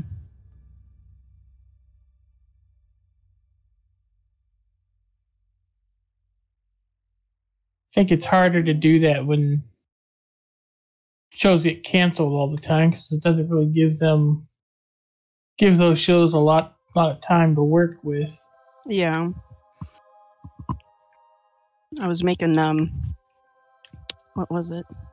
Oh, I sent you the link of some of the like notification sounds and stuff that I've done, and I discovered today I had 3 of them that had been removed due to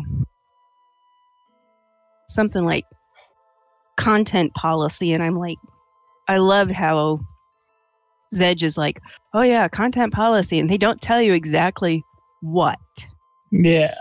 I'm like, these are originally mine. I recorded them off of, computer, whatever. I edited the audio.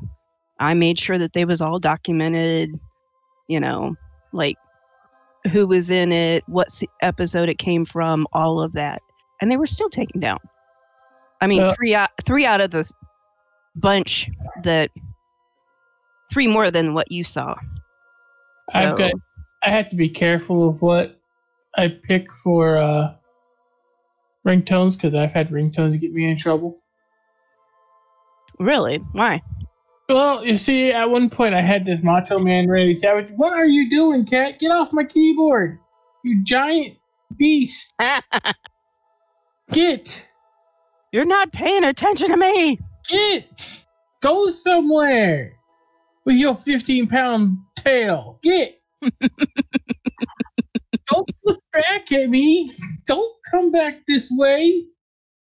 How are you? You really want me to be there, don't you? How are you wet? Quit dipping your tail in the water. Oh. But I had this Randy Savage ringtone, and it was, oh yeah. It kept going off at really inopportune times. Mm-hmm. Going through the grocery store. It's over to get stuff out the bottom shelf, and somebody sends me a text message. Oh yeah, shut up. Yeah, I've got I made the one that it's actually gotten quite a lot of downloads so far. It's basically every once in a while you hear Baby Yoda go "Badoo," and so I captured that one and uploaded it. Okay, before we jump back into the session, I put a note in the Discord. I also put a note on the stream, but I want to go ahead and address it verbally. I was noticing today as I was reading through some of my notes and talking about some of the things, there was something that didn't quite sound right. So I went back and double checked, and I had been using the incorrect name for the race of people that you're interacting with here.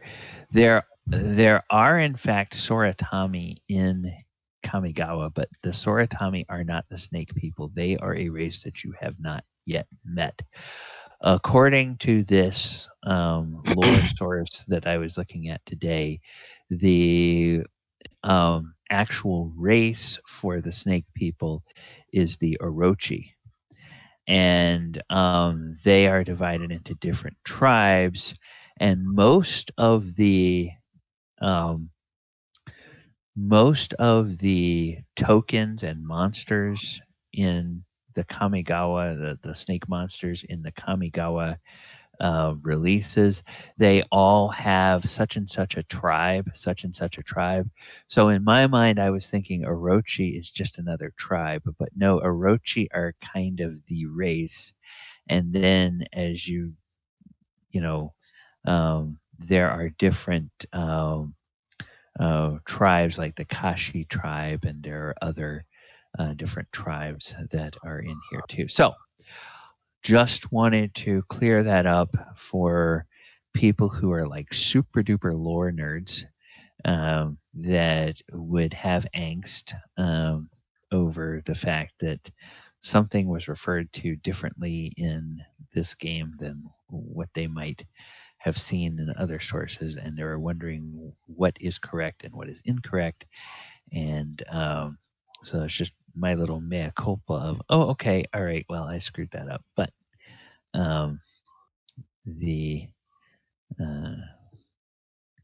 that is that. All right, so we are now back to do we need to do anything more with this particular scene here, or are we ready to kind of go into the night? I'm ready to go into the night.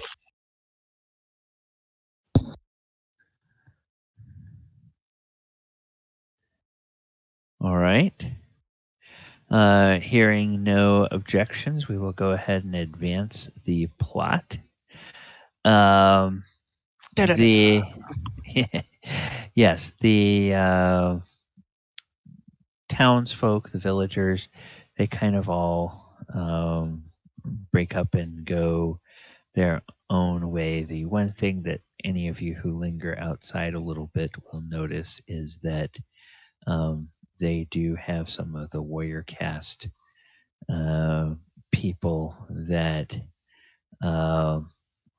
you can see that they have gathered around this one place where they appear to be having the prisoners. The others kind of all dispersed to their homes, if you will. They kind of are off in different places in the village, this, that, and the other. Some of them, okay, so the leaf caller, she's, whoops, something weird happened there. Did I just drop and rejoin? I don't know if that was you. I think that was somebody else because we're still talking. Okay, all right. And then these guys are kind of all off going to their own little places and doing their own little things and whatnot. And you notice that some of the people, they do have some people that kind of stay. Apparently they keep a watch during the night outside. There's like a couple of people at one of these gates and a couple of people at the other gates that just kind of hang out there in the evening, and they probably will change those watches overnight. You guys are welcome, of course, to stay here in the Elder's home.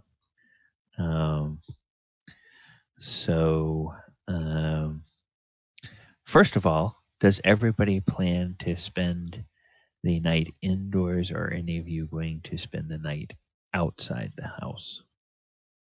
Galibar is staying outside. Okay. All right. Staying outside for your watch and then going into sleep, or you're just going to take your watch? He's going to be sleeping under the stars.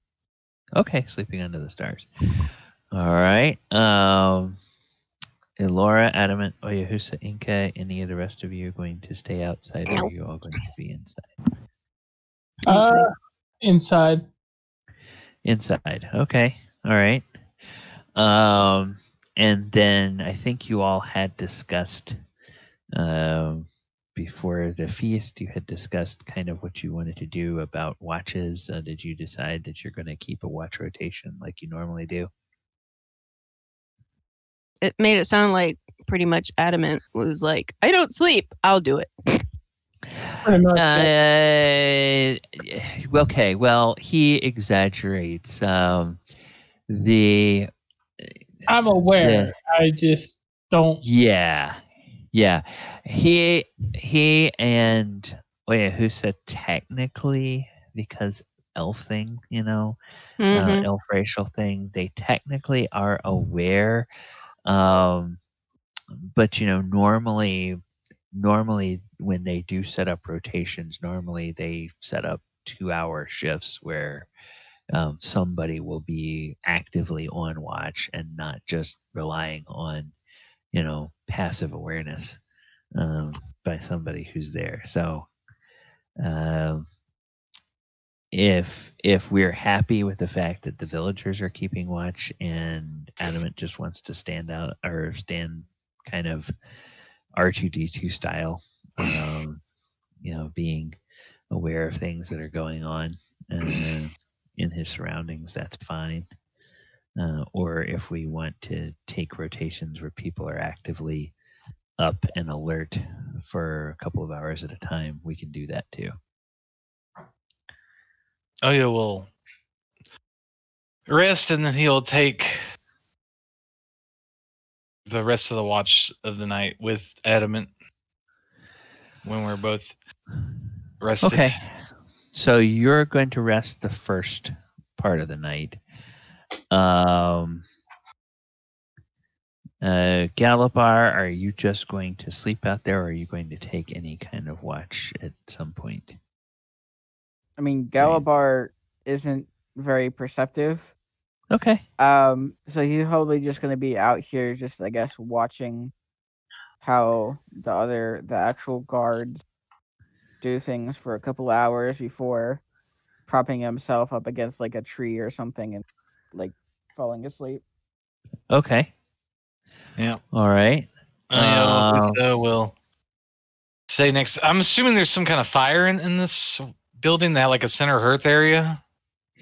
There is a there are actually several areas where they have fires. There's the kitchen area that has a fire, and actually that kitchen shares a wall with that bathhouse area, and so there's a very large kind of industrial fireplace that's open on. It's not open on both sides, but it kind of shares the same chimney.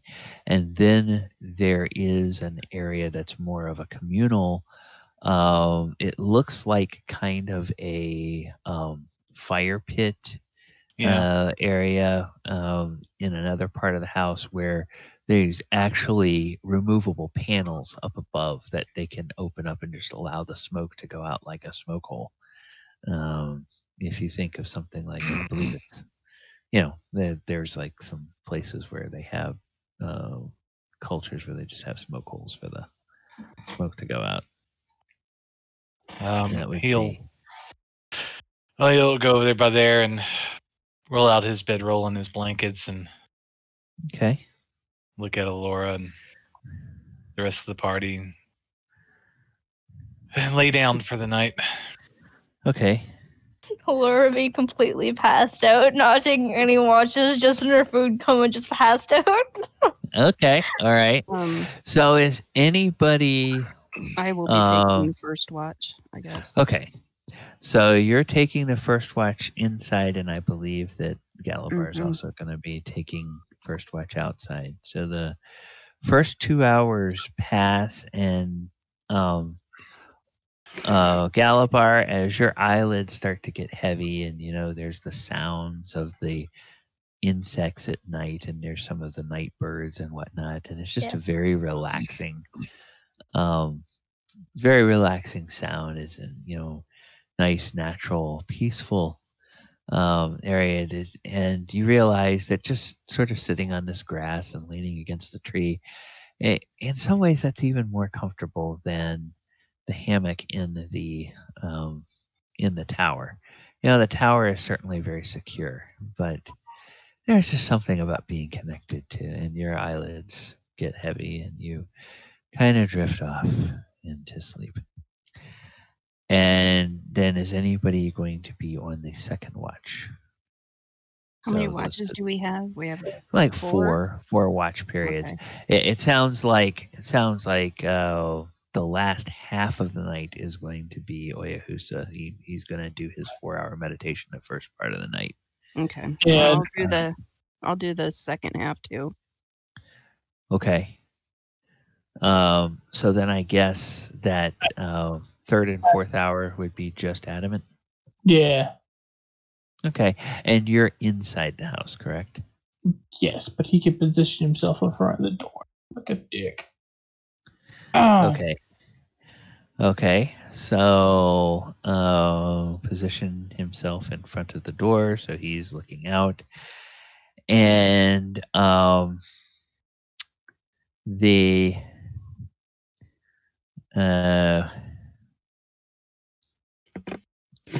as you get to about the as you get to about the third hour of the night. Okay, yeah. As you get to about the third hour of the night, there is, in fact, a commotion that happens. You notice some movement, and you feel like you sense that the people on watch in the town, they have suddenly gone on alert. And as your eyes scan around, you then notice something. There's a little stand of bamboo that you can see kind of off to your northwest. And coming out of that little stand of bamboo, you see an ark.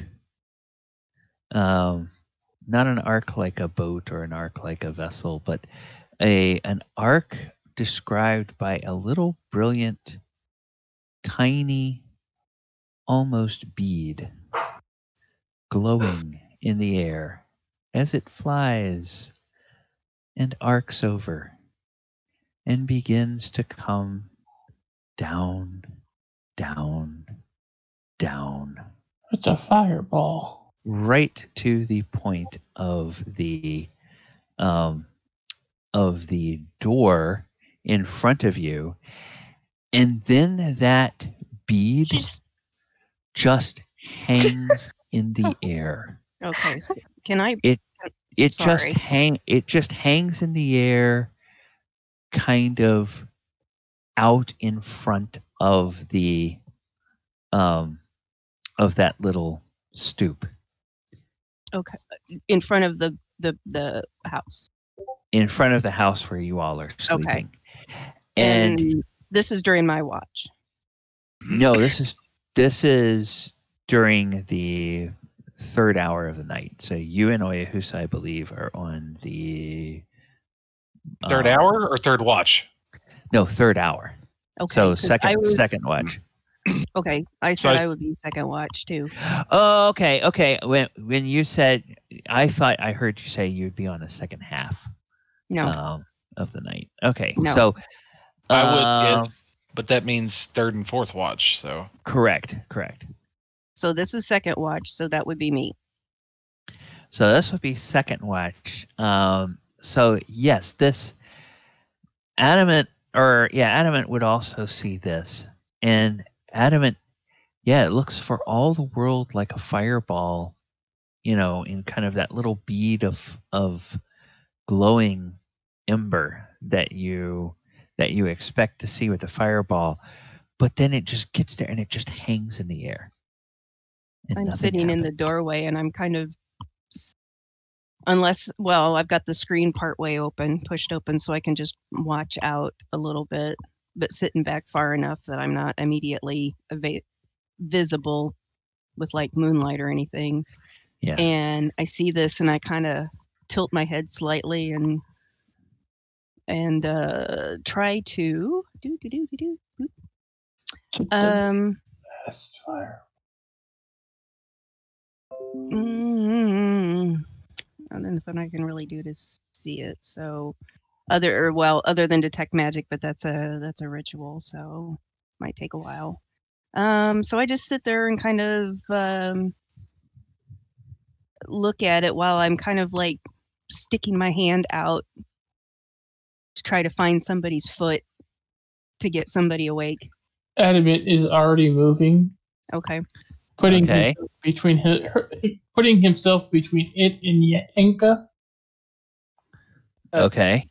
Enka, you can cast detect magic just with the spell slot without using it. Oh, okay, that's right. Sorry. Okay. Well, then I will cast Detect Magic on it. Okay, you're going to cast Detect Magic. Adamant, you are going to move, and for the benefit of you guys, just so that we can have something to interact with that will be available for us, I am going to draw a little. It's not a perfect little circle or a perfect little dot, but I am going to put that in that square right there. And that is where, whoops, that is where this, this thing, whoops, let me do this. I'm going to do, so then I want to grab, oh, come on. Oh, it's because I'm on the wrong. So our house disappeared. It blew up the house. Yes, Boom! Okay, God bless it. I had the wrong. Right click and hit undo. Yeah, well, it's actually I was trying to grab something and I was on the wrong layer, which is why I couldn't grab it. Gotcha. All right, so there we go. That's where we are. Gotcha. Okay. So, Enka is reaching to. Oh, the first thing Enka is doing Detect Magic. Mm-hmm. The first thing Adamant is doing is putting himself between me and the floaty ball. You and the little floaty glowing ball. Elora, I'm presuming you're inside, so I'm actually going to move your token inside. Yes. All right. The Enka, you cast Detect Magic, and oh yes, this is magical, all right. Okay. Like this is a living creature or a spell? No. This is powerful evocation magic. And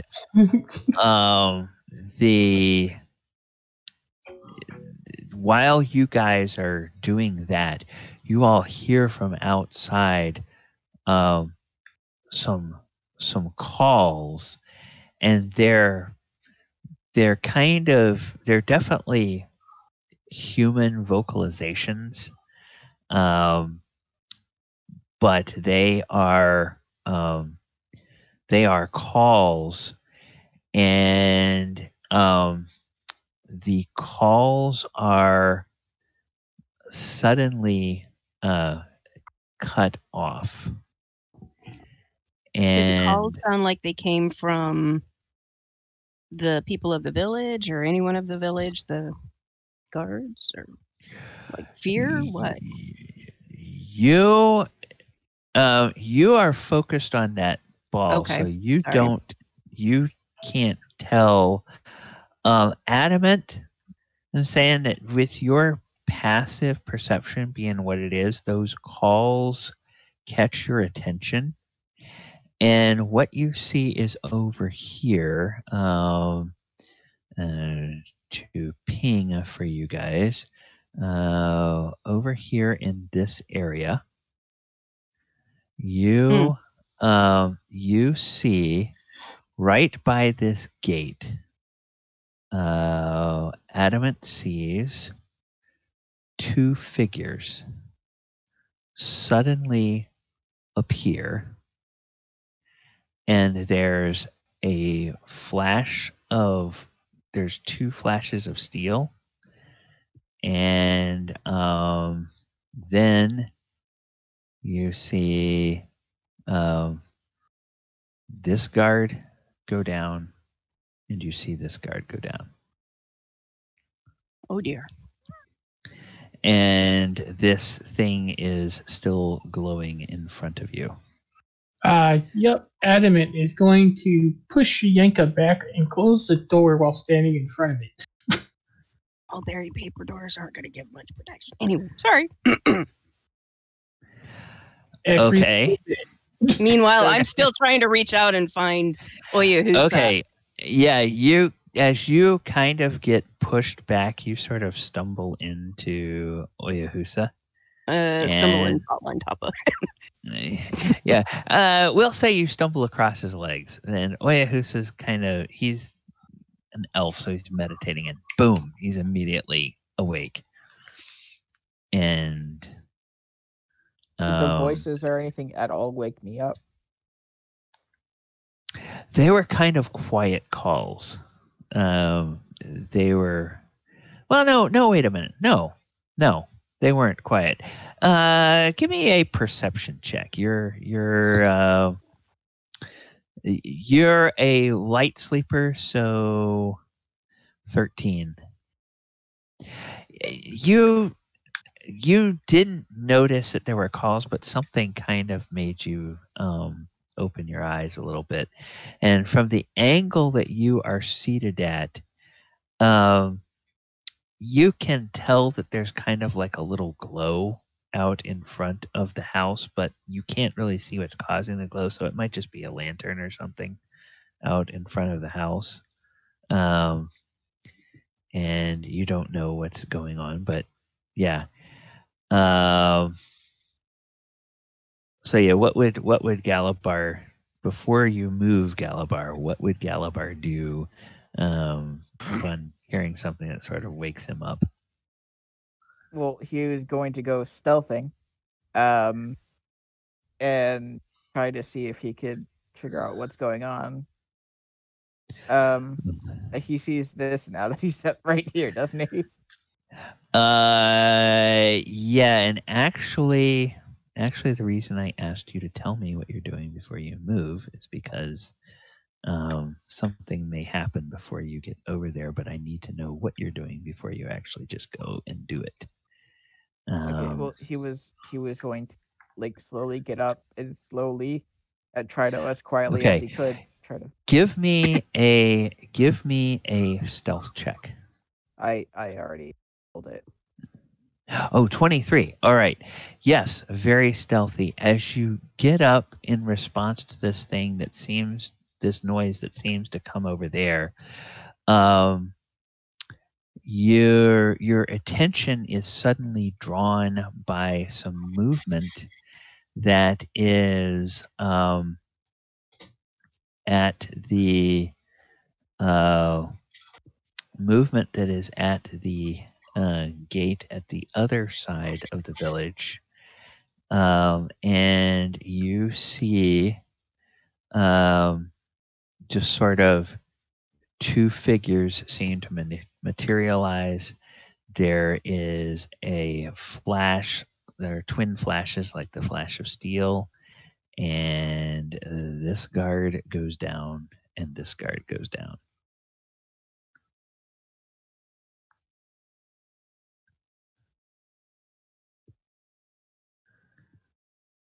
I'm guessing going out in the open is going to break my stealth, or is my... Well, there's two people who have apparently themselves stealthed in and been very focused on something they are doing. A 23 is pretty good. I would say a 23 at least is good enough for them to have to make some kind of opposed stealth check. Or opposed perception check to see if they notice you moving, because they have apparently a job to do, which is focused on the people that are right in front of their face. And that consumes all of their...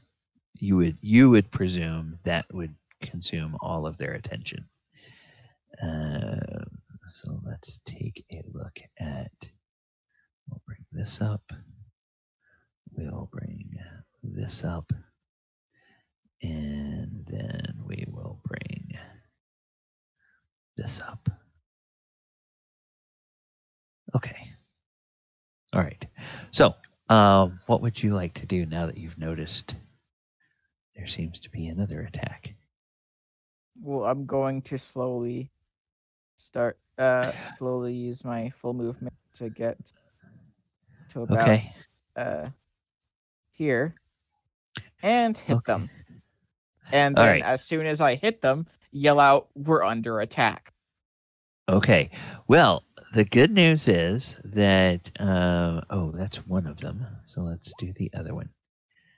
Yep, the good news is the best roll was a 22 for their perception. So your 23 beat the perception. And so you are able to move up there.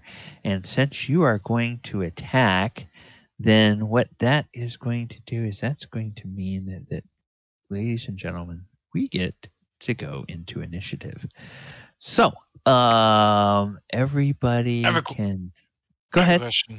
With the festivities of the evening and me resting a good solid 3 hours, would that be a long rest for me at that point or no? You have to have 4 hours of uninterrupted rest, right? Yeah. Which we've definitely had. Well, in D&D, rest is a mechanical thing. So, having dinner and talking and all that kind of stuff, that's really not rest.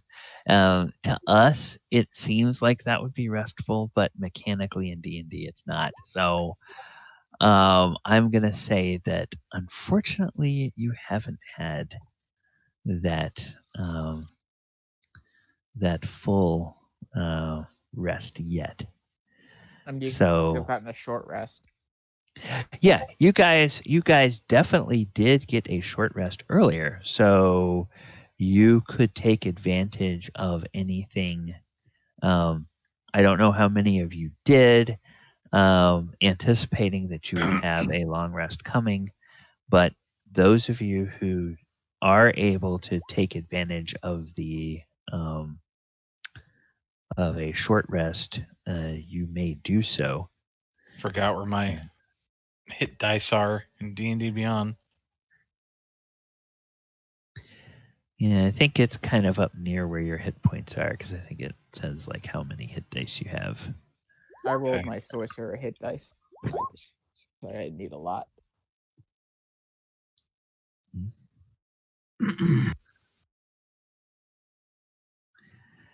And then because there are things happening, I need to go ahead and bring people. So when we were doing the short rest in the bath area, that definitely counted as a short rest, but that definitely counted as a short rest. Is there any penalty for basically not getting any sleep so far? You mean like exhaustion or anything like that? No, because you guys rested in the tower the night before.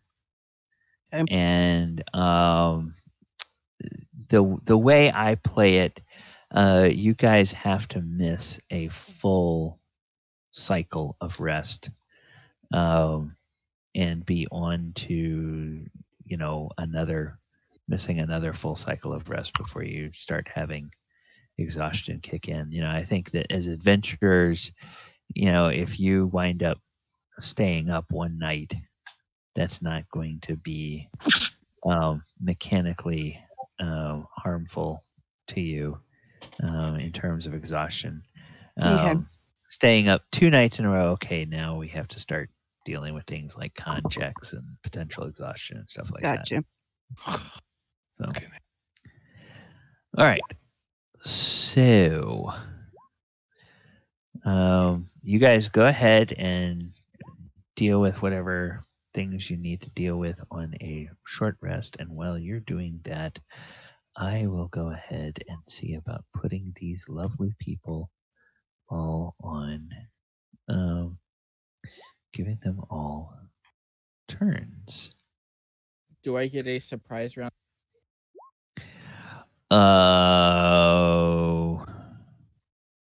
Let me get all the turns on the board, and then we will deal with that.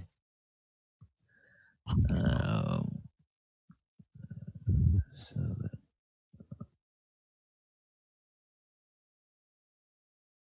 there we go. Is that nope? This is okay. All right.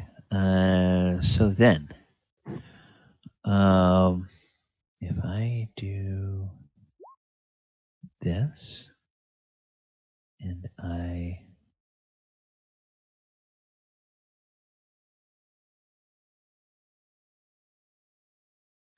okay, I don't think that's going to work. So I'll just do scout. Where are you, little scouts? How many hit dice can you use per day? All over. You use as many as you want, but you yeah. only half pack. Yeah. Okay, so these are Scout 1 and Scout 5. So Scout 1 gets a Scout 1 gets a 14-12. Scout 5 gets a 9-12. I go back over here. We'll let Scout 6 is going to get a 20.12. Dang. Okay, so where is Scout 6? 20.12. Spring Caller will get a 12.14.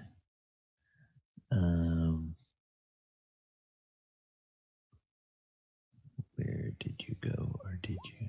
Oh yes, there you are. 12.14. Sniper 1 will get a 17.18.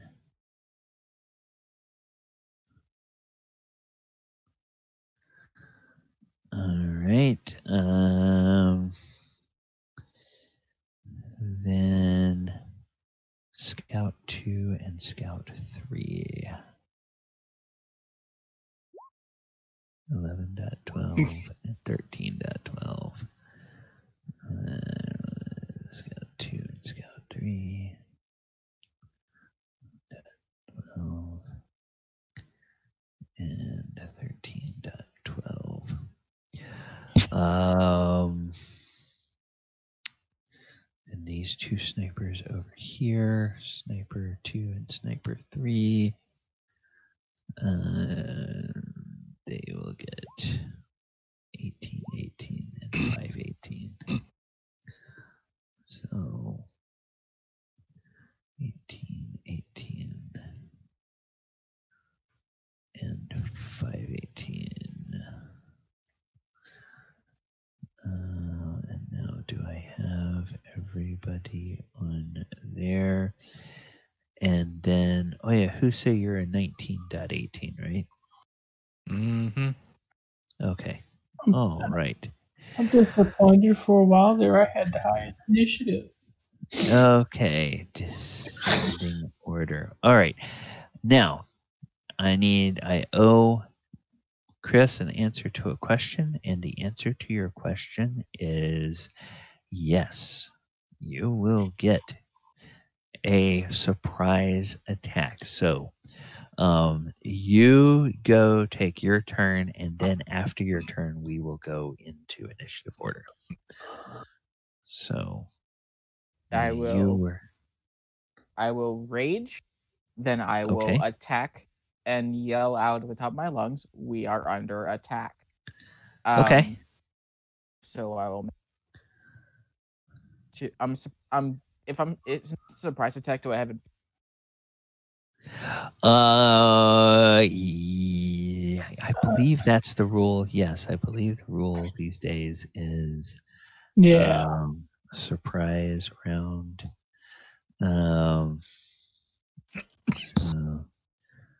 What is the order? Technically, I'm attacking from hidden because they didn't see me. So yeah. So attacking from hidden and attacking from surprise. Yeah. So go ahead. Okay, my first attack. Say 29. Dang it! Minimum damage. For 27 for 19, almost max. For 19, okay. Yes, 19. Okay. After those two attacks, this guy is bloodied, and he's very, very beat up. Yeah, he's very beat up, and he's very surprised that a big, huge axe just came out of the night and whacked him. All right, so Sakura Tribe Scout is. So now the entire village should be alerted. I have. Yeah. Sakura Tribe Scout is going to move. And you guys notice these people that are attacking you, they are serpent-like people that have 4 arms as well. So do 5, 10, 15, 20, 25, 30. Get there. And then what is his range on this thing? His range is 30 feet.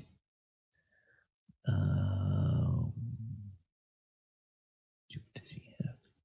Oh, he doesn't have enough room. Wait, what if he went? He was here, so what if he went?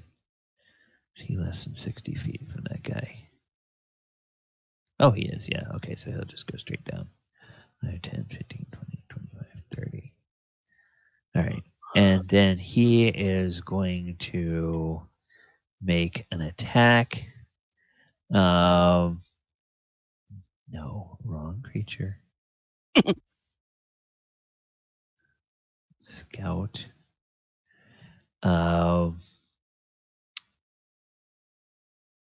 Makes a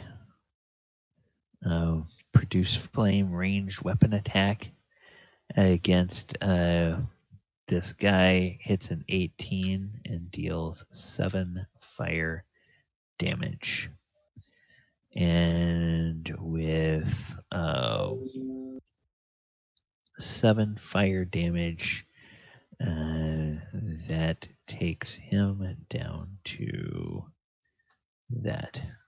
Okay, and then this is going to be a no, doesn't need to do that. Okay, so this guy is here. All right.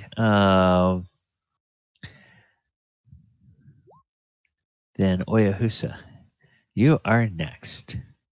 Enka has just tripped over you. The door is closed. You can hear a glow from the outside, or see a glow from the outside. You've heard Galibar bellow, "We're under attack," and Enka probably can fill you in on some more information. I'll free action, Enka. I'll let you tell Oyo on his turn what's going on from your perception. Let's see here. Basically, as she kind of trips and stumbles, gives out a bit of a squeak, she then tries to right herself and goes, There's a magic ball of light outside. Evocation magic. And don't know what, but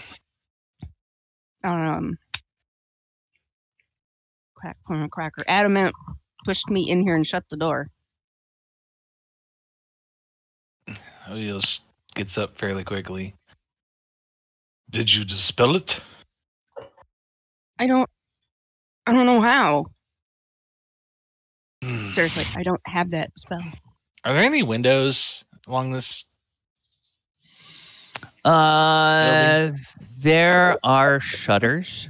Okay. That can be thrown open from the inside, and they don't have glass windows per se, but you could throw open a shutter and jump out if you want. Okay, good. So I don't have to bust out of here like the Kool-Aid man.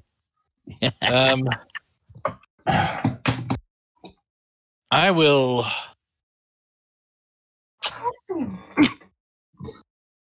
We'll open a shutter. That could have gone better. And I can see over here, right?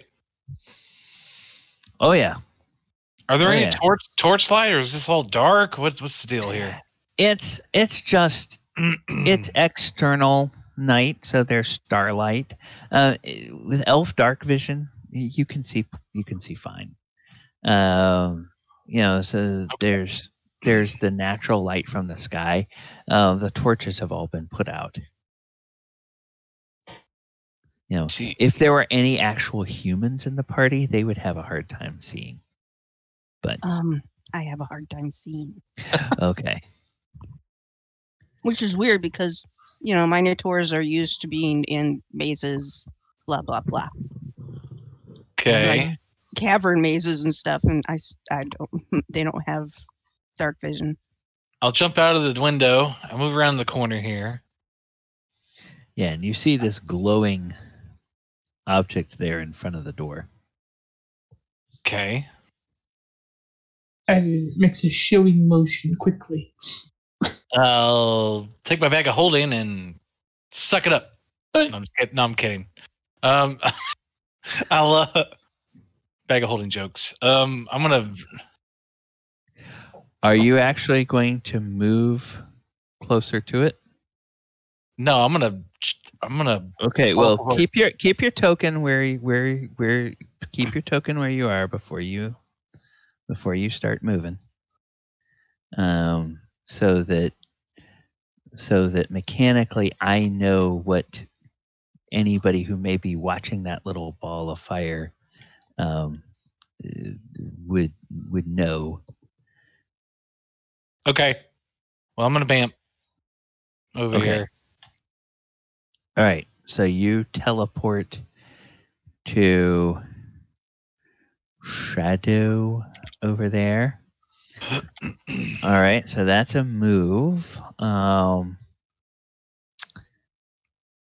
then, because that is considered a move action, right? That's a bonus. And then I'm going to move over here and attack this guy with advantage. Okay. And kind of give Galibar a look as I roll up. Like, let's do this. Yeah, okay. So, all right, monk things. We see 15. Yeah, this guy hasn't gotten to go. So, 15 will hit for 6. Okay. And a 26 will definitely hit for that was with 6. Advantage. That was a different attack. That was the same attack. Next attack. Did I not? You can toggle advantage off and on if you. 13 will actually hit because he hasn't gone yet. So 10. Whoa, what? Okay. So that's 16 damage, and that's my turn.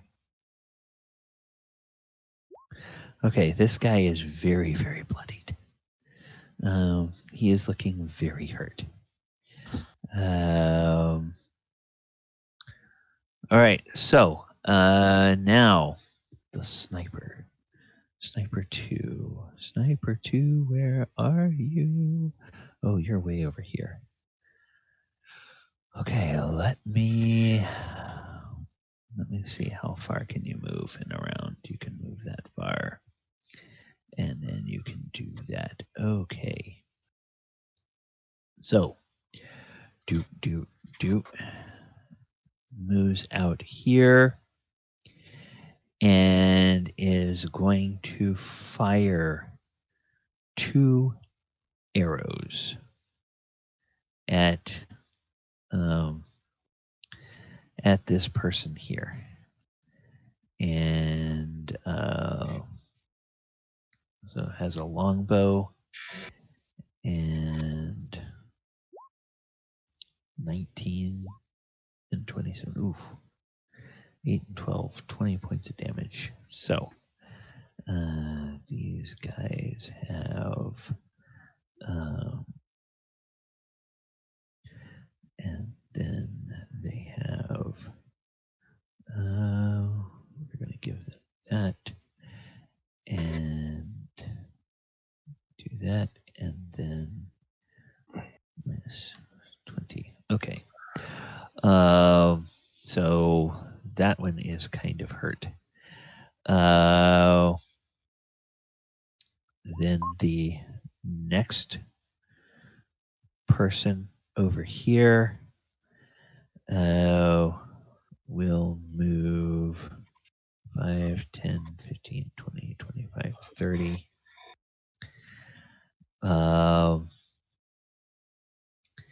And has a longbow and will focus fire on this guy here. And so sniper goes longbow. Oh yeah, that's a hit. Ooh, and a crit. So 11 and 8 is 19, I think. Yes. 11 and 8 is 19. Okay. That guy is not enjoying life very much. Adamant. I do not have the dex to throw this thing. So what he's going to do is he's going to step forward and he is going to swallow this thing. Okay. As soon as you step forward, whoever has been concentrating on it ends concentration. Ooh, so can I swallow it before that? No, because it's as soon as you move towards it. So it's kind of a reaction to you moving. That's what they do with their reaction. And a ball of fire blossoms. Yeah, that's right what I thought it was. Right in Adamant's face. And in the first front half of this house too. And because this is a delayed blast fireball, it has a slightly different damage curve. So there was the round that it was cast, and there was the second round. I mean, the round that it was cast was the surprise round, and this is the second round. And his turn has not come up. So it has only increased by 1d6. That's an interesting thing if you guys haven't ever used delayed blast fireball in this edition. For every round that you hold it, the damage actually gets worse.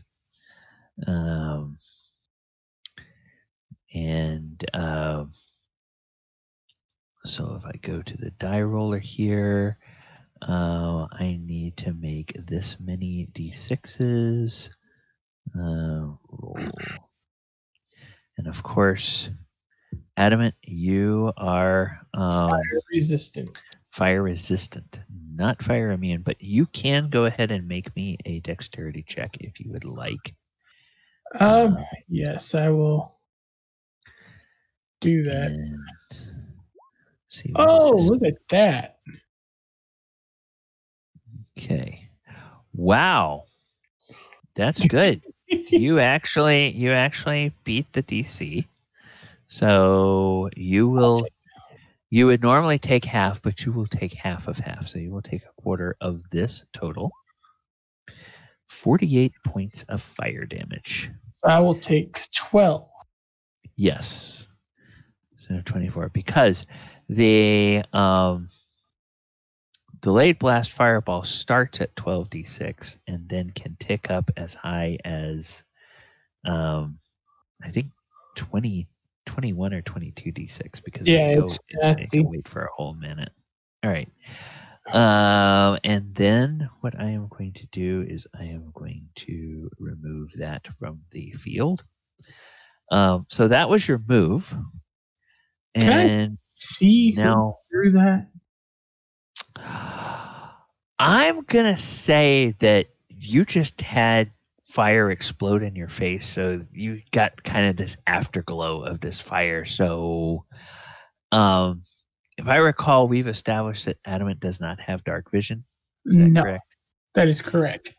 Okay, so yeah, I'm going to say you can't see anything now except an afterglow of like orange and yellow in your face. Okay, in that case, maybe it's cool beans. All right, I know where two people were. They were right over here. Mm-hmm. Yes, there were two people over there. He's going to return fire. Sunforger. Oh, range 120 feet. 20-foot radius. Hurl the weapon up to 120 feet. It vanishes, and each creature in a 20-foot must make a DC 15 dex save, taking 66 fire damage. Okay. He's chucking it right there at those two guys. Yep, that'll work because they don't have any defense against that.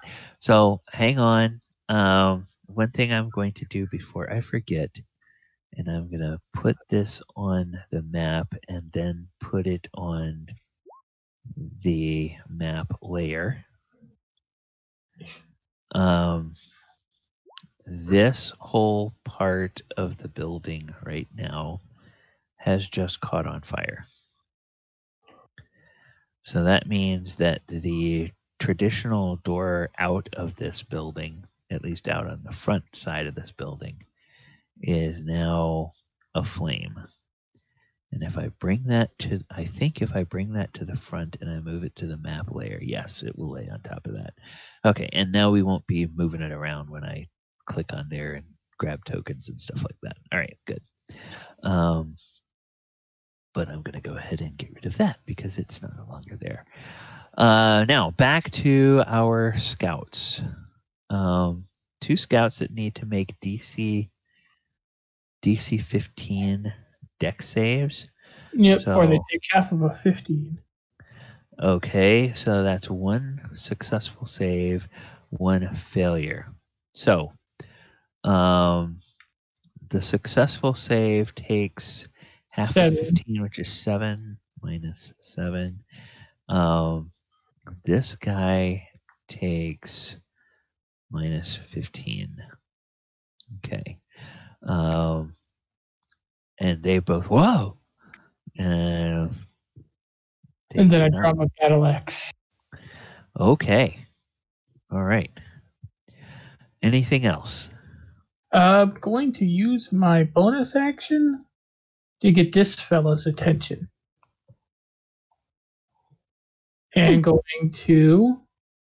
Okay, you're still, your eyes are still kind of all swimming. But yeah, okay, I guess you would have seen that guy move. So. I'm going to hit him with a battle cry. Okay. Battle cry. Clanging the axe against the hammer to get his attention.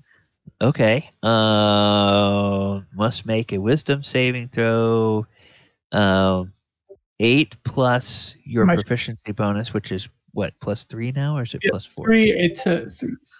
So it's a DC 14. Wisdom save for the sniper. Sniper, can you make a wisdom save?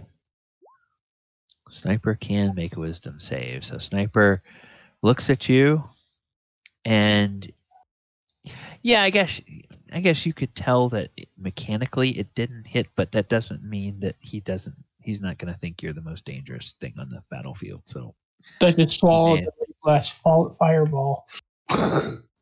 Yeah, he may attack you anyway, but mechanically your targeting effect did not land. And that's all I got for you. Okay, so Sakura Tribe Scout. Okay, this guy, he's got some things to deal with. He is going to step up here, and then he is going to attack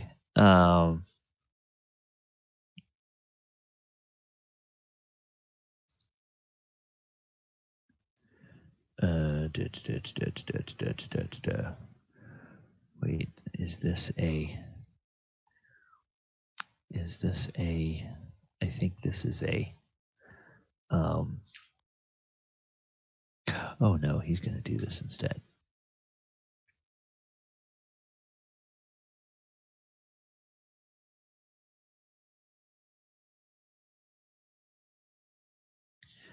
Yeah, he's going to do this instead. He is going to cast this spell before he moves.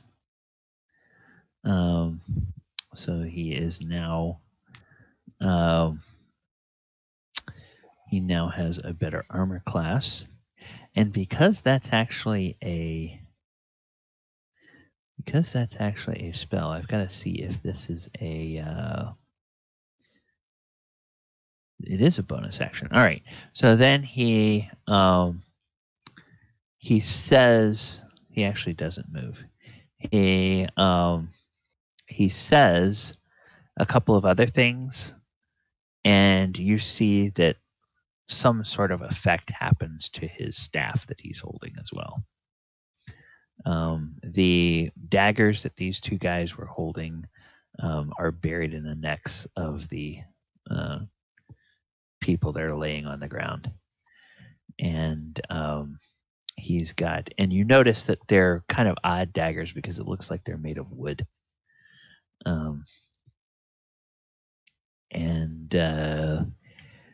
So he now has the better armor class. So I'm going to put this on here to show that he has his special armor on. And that's his turn. Enka, you are up. The front of the house now is on fire, very obviously on fire. Okay.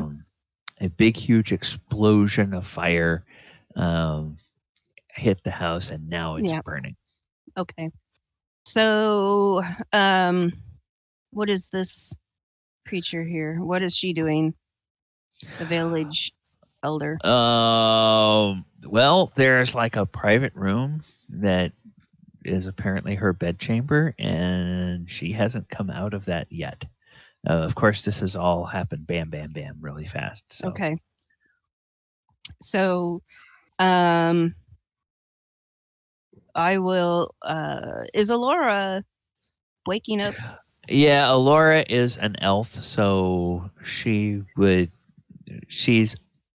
trances, and she's kind of aware during her trance, so she would. Whoa, what's going on? She would be. She's a half elf.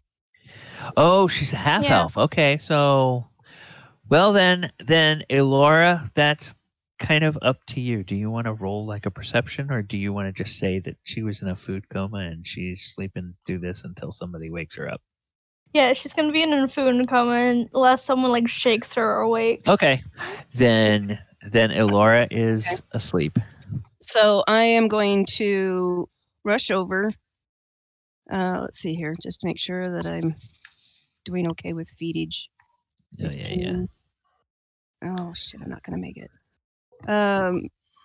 You can get to the door. You can get to the door of her bedchamber and bang on it. So I'm gonna go over, scoop up Elora, and toss her over my shoulder, and then go over and kick the door of the village elder and tell her to get up and get out through a window. And then I am going to do Dimension Door. And I am going to, if I'm remembering things correctly, when we came into the village, I am going to basically blink us right about, right about here. Okay. Back over here. Sorry. I'm not seeing where you're pinging. I've gotta zoom out. Oh, okay. Over there. Okay. Yeah. So that way I've got her out of the fire. I woke her up, got the village elder up, and I've put us in a position where, with luck, we can either get cover from this tree or be able to be away from people long enough to get Elora on her feet. Okay, you move your token where you want to be, and I'll move Elora over there with you. Okay, so there. Elora is right there with you. Elora, you kind of, as you wake up, you feel yourself being hoisted up onto Enka's shoulder, and she runs a few steps and bangs on the door and yells at the village elder, and you're like, what is going on? And then poof, now you're suddenly outside, and you notice the glow that something's on fire over there, and there's the sound of battle going on, and you're like, oh crap, okay. Laura's reaction to this is, after the jump to pick her up, then running, then teleporting, she'll instantly get enough dizzy with her upset stomach already and just puke on the other side of Enka. Okay, all right. Enka's like, oh! Not on Enka, but like away. Yeah. You hear this. This retching. Yeah. Okay. And basically, the rest of my action, I'll just literally put her down and face her away from me. Yeah. Okay. Pat her back, saying, "Get it out now." Yeah. And that's my turn. That's your turn. Okay. So now this scout up here, fire just erupted over him, and so he is going to use his. I'm not going to repeat clicking on it. He's going to use his bark skin and his shillelagh. And then he will go 5, 10, 15, 20, 25. He will move after that. And then we have this spellcaster over here. And the spellcaster. Okay.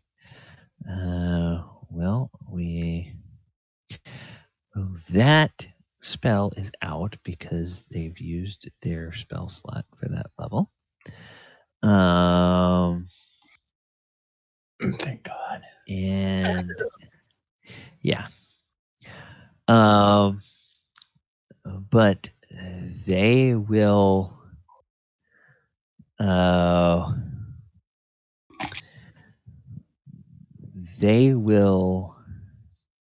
hit themselves with their hand will glow. They will touch themselves. Okay. And a spell goes off. You guys are too far away to see what it is, but it has an effect that is not entirely dissimilar to bark skin. So it's some sort of protective aura. And then goes 5, 10, 15, 20, 25, 30. It kind of gets out where it can survey what's going on. And Galibar, you are up next. Okay. I'm going to use my bonus action to charge a Dragon's Breath. So... Okay. Con check. D2. Oh, yeah. Could I angle it so it hits both of them, or just... I mean, you can step over here without going, without drawing an attack of opportunity. You can step my main over goal here is to kill this guy anyway, so I'm just going to aim at the guy that's almost dead. And he Okay. needs to make a dexterity saving throw of 16. Dex of 16. Scout. Can you make a dex of 16? You cannot. So you will take 8 points of damage. All right. So what happens to somebody when they get killed by your icy breath? It's cold damage, so they probably I'm guessing it looked like frostbite, because you told me no to them freezing solid before, so probably just looks like they got frostbite. Yeah, it's like ice crystals kind of all over them, and he goes does this this pained intake of breath and topples over and is no more. So then I'm going to take, for benefit of initiative, I'm going to pull him to the GM layer, so he's not going to be an initiative turn anymore. So that was your action, or unless it was a bonus action. And then what would you like to do beyond that? I'll look at Oyo, say you can handle this guy, and then I'm going to dash. It's my action to dash to get up to this guy. And then my turn. Okay. Okay, yes. Dash is an action for you. All right. Then this scout here. Where is this scout here? Okay, this guy. He is going to... Well, most of these guys have a very similar routine that they do for their first round of combat. 5, 10, 15, 20, 25. All right. And Adamant, as these two guys step up, you notice that they have staves. And those staves appear to be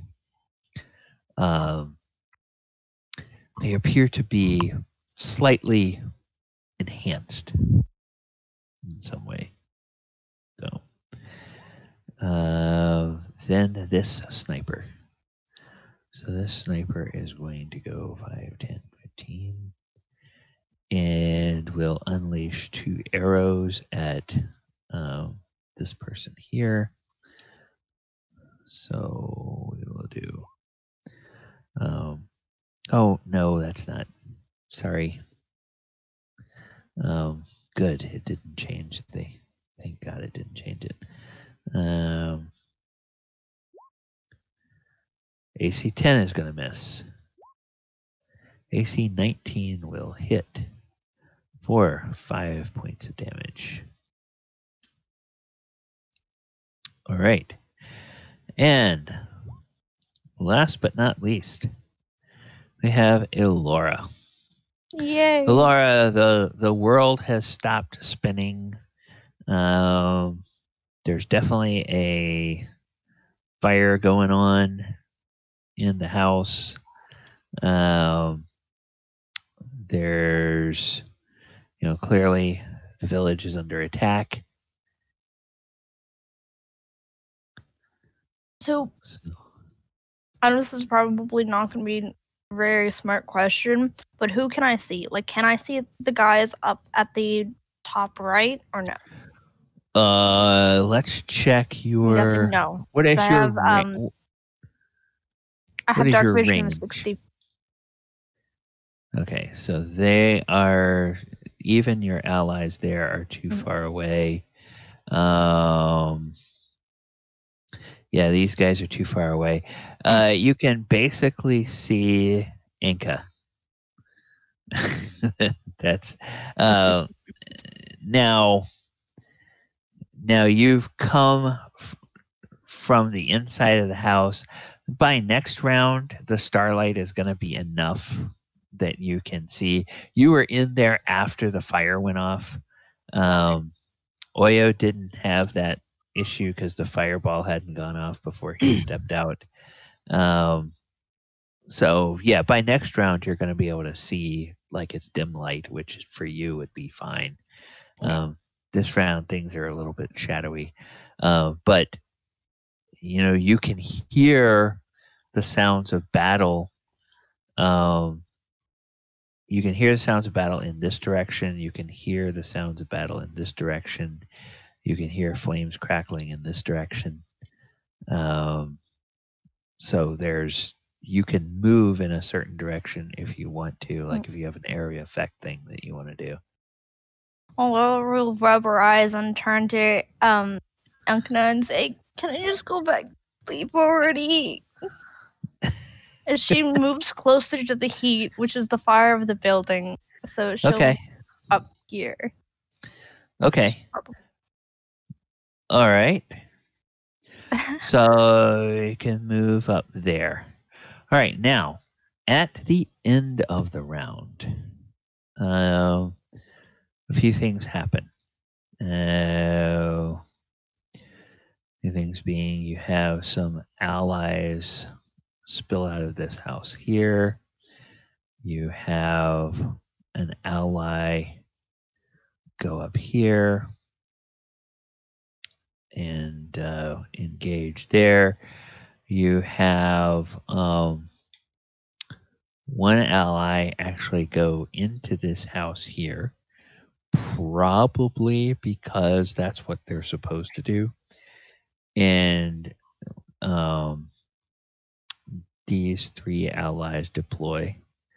They go here and here. Actually, no. One of them will go here, and one of them will 5, 10, 15, 20, 25, 30. And then this guy 5, 10, 15, 20, 25, 30. 5, 10, 15, 20. So just do a full movement. You can't do that. And this is 30, 5, 10, 15, 20, 20. Okay, so what can he do? He's got a longbow. Okay, so he is just going to plink,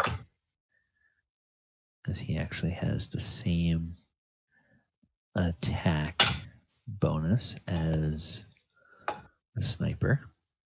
So he's going to make a... Ooh, that's a 19. That'll hit. And so this guy takes 7 damage. Okay. Hey, whoever is in the kitchen, can you please mute your mic while you're doing that? I thought I muted myself before I left. Oops. Okay. All right. Then that's the end of the round, and now we are back to this scout. Okay, this scout has a face full of Galibar. Well, that's not good. So this scout is going to attempt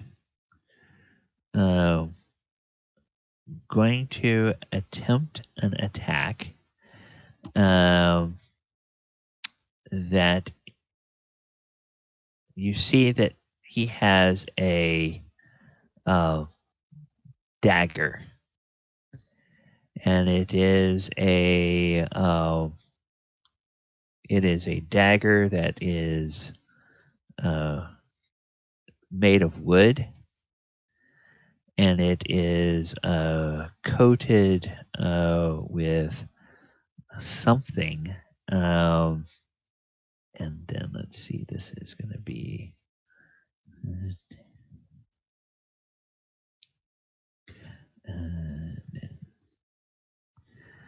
And then this is.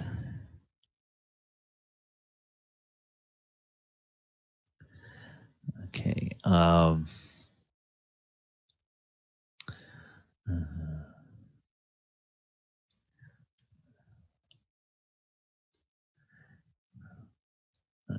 Still.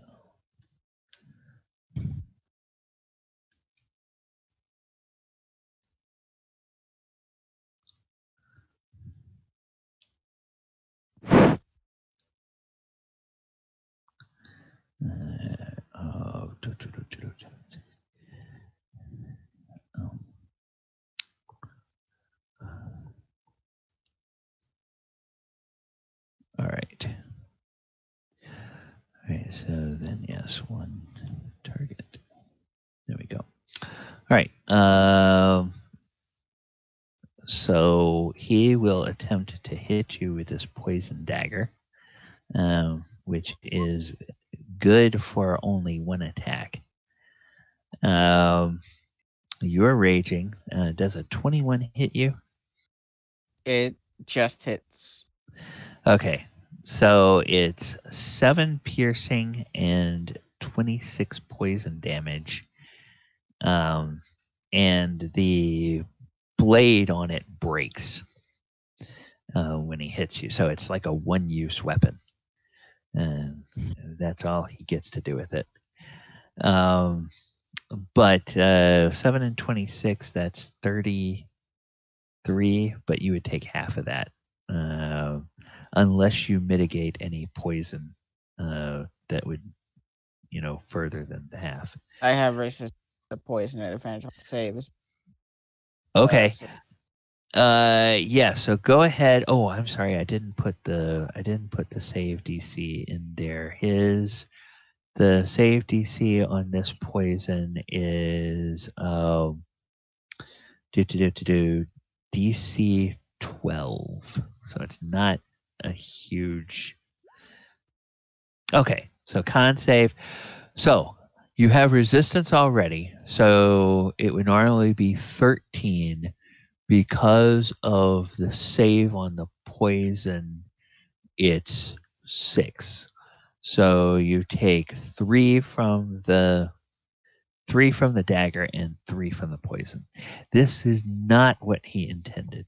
He thought this was going to be much more impressive. Sadly. Poison. Whoops. Poison save DC 12. All right. That wasn't even a flesh wound. Yeah. And he kind of looks at that and it's like, that was supposed to work better. And yeah. He chose to attack. He didn't choose, so he doesn't have his bark skin. It's too bad for him, and he can't move without drawing an opportunity attack. So he's kind of up the creek. All right, Oyo.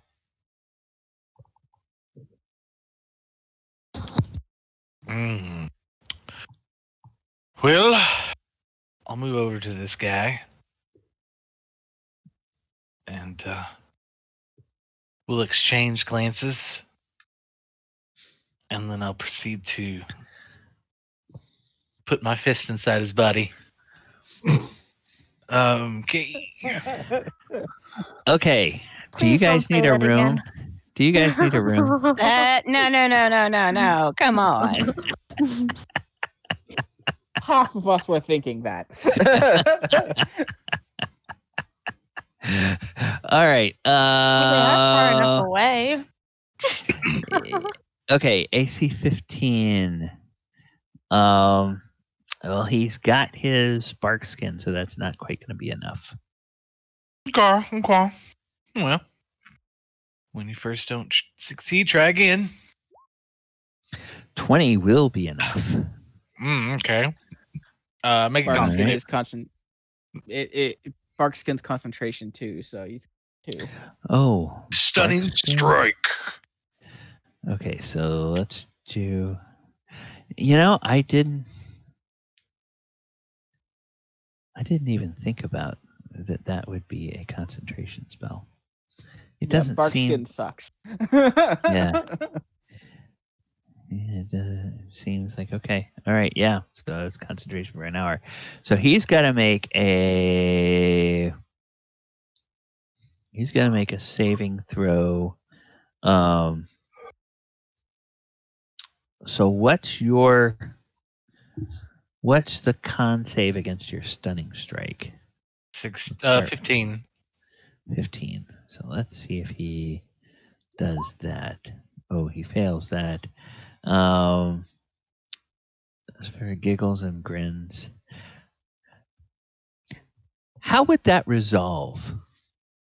It feels to me like that would resolve in order of he'd have to try to save against the stun first and then save for his spell.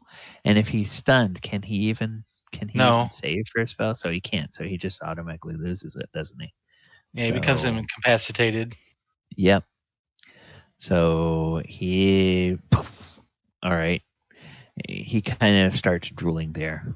Okay. And then I will that flurry of blows. Okay. Unnecessary, but okay. What? Nothing. I can't. Okay. You automatically get advantage on the attack. So 20, yes, that will hit. And then your second attack with the flurry. Sure. So we've established this before that when they're stunned, it gives you advantage. And I know. I was just clicking on them. Yeah. Okay. Then yeah, that will hit. 15, and then that's my turn. All right. Yeah, not quite bloodied. All right.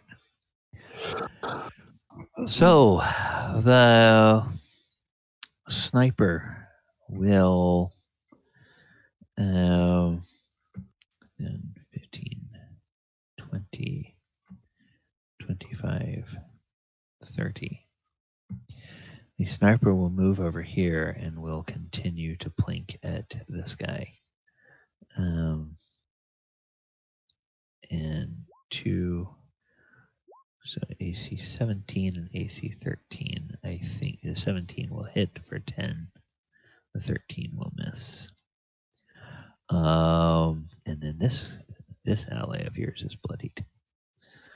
All right. And then this sniper over here will survey the battlefield, look to see what is going on, and realizes, guy with the big axe, he's probably the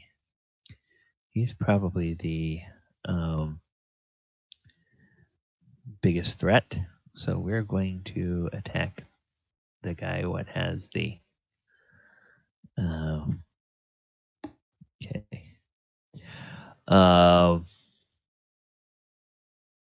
Okay, the guy, he's kind of going to do this thing where he sort of draws his bow back, and then he kind of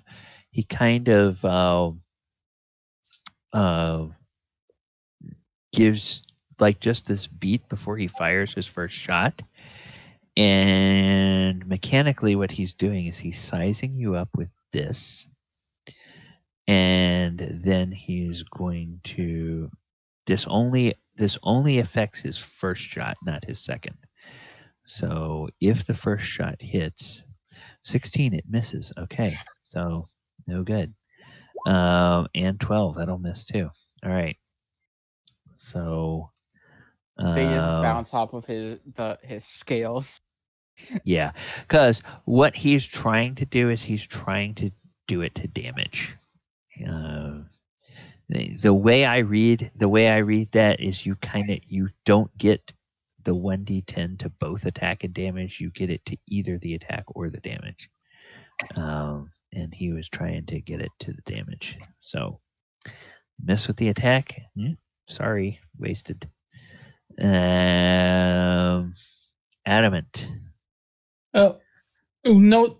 Noticing that all these guys are going after Galibar, he is going to waggle his shield at Galibar, and a bubble of energy is going to appear around him. Okay. I'm going to give him a +2 to his AC. Okay. I'll put up a thing for that. For that one.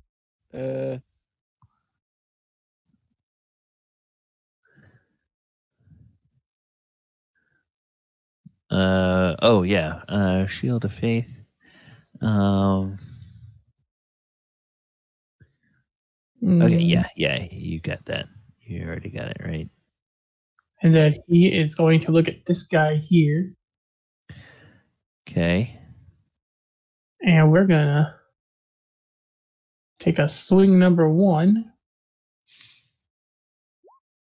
for an 18 with 12 slashing. 18. That's gonna get through his bark skin. And then that means he has to do a DC 10 con save, right? And he fails. He fails. So his skin goes back to being smooth as a baby. Then he is going to swing the axe around and get him again. Okay. Oh, yes. For 6 damage. 6 points of damage. Yes. All right. Yeah, this guy. This guy is definitely bloodied. I am kind of surrounded here, aren't I? No. The one that's come up behind you is an ally. Oh, gotcha. Yeah. And I am done after that. Okay. All right. And then this scout here. Okay, this scout that he's just gonna stand there and drool because he's stunned. I forgot to put the thing on him, but I still remembered that he's stunned. So, Enka. All right, this round, fire's not swimming in front of your eyes anymore. There is starlight. You can begin to make out shapes of things, and you can obviously hear where the battle is coming from. I would say that with the... Let me just make sure you have line of sight. Okay, yeah. Oh, did she step away? Yeah. Okay, I didn't notice her saying she was stepping away. Okay.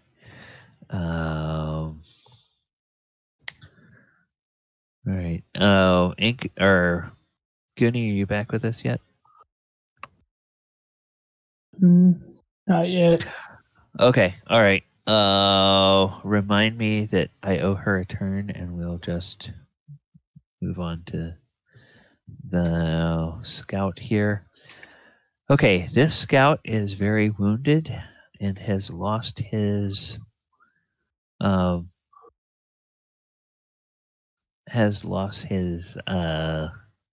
protection. So he is just going to try to make an attack against Adamant.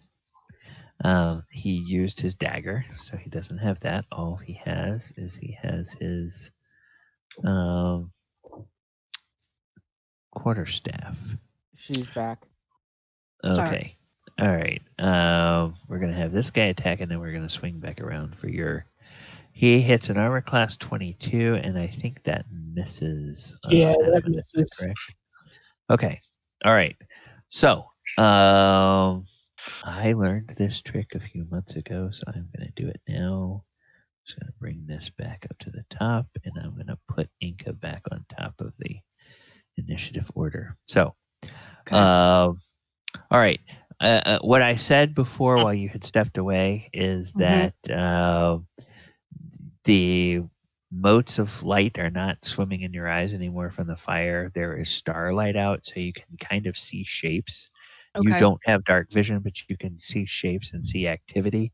When I did the ruler thing, you don't really have line of sight because you're having to look through those trees. Right. You would have line of sight up here to these guys. Okay. And so you can see them. Now, whether you have anything that can do something or you can move in that direction and do something, Okay. you can do that. But I'm going to say this round, everybody is to a point where there's enough, their eyes have adjusted to the starlight and you can sort of see what's going on. Okay. Sorry, I'm going to look here and let's see here. So, yeah, unfortunately, I'm out of range for most of my stuff. So what I'm going to do is I am going to, who's over here? I am actually going to double dash and go for 60. Is this bamboo or is this tree? Here. It's a bamboo thicket. Okay. So I would say that it's difficult terrain trying to move through it. Okay. Then I'm gonna I am going to aim for over here. I'm not going to try and go through it. I'm just going to skirt the edge of it. So I can go 60 feet. Hang on. I'm at the bottom of the map. There we go. Okay, so I can go about 60 feet, so I can go on the other side of it. Yeah. Okay, so that's pretty much what I'm going to be able to do. I don't really have any that I can remember, any bonus actions. Bardic inspiration, but you guys aren't. Oh, Oyohusa is now in range. So I will do a quick melody and give Oyohusa bardic inspiration. Okay. Is that what we used the heart thing for last week? Is the bardic inspiration? So. Okay, yeah. We never took that off of his token, so we'll just leave that on his token now. Okay. All right, so now, once within the next 10 minutes, you can roll a die and roll a d6 and add it to one ability check, attack, roll, or saving throw. It's a d8 now. Oh, it's a d8. It's d8. Sorry. Yep, you're right. 5th level of d8. All right, so roll a d8. Okay, that's Enka. And now this scout. That scout already went. Now our caster friend up here surveys the battle, looks at what is going on, looks at who appears to be the most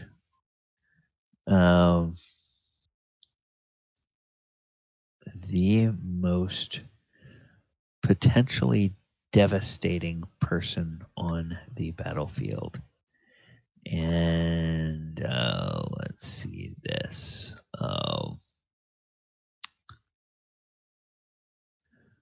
Okay.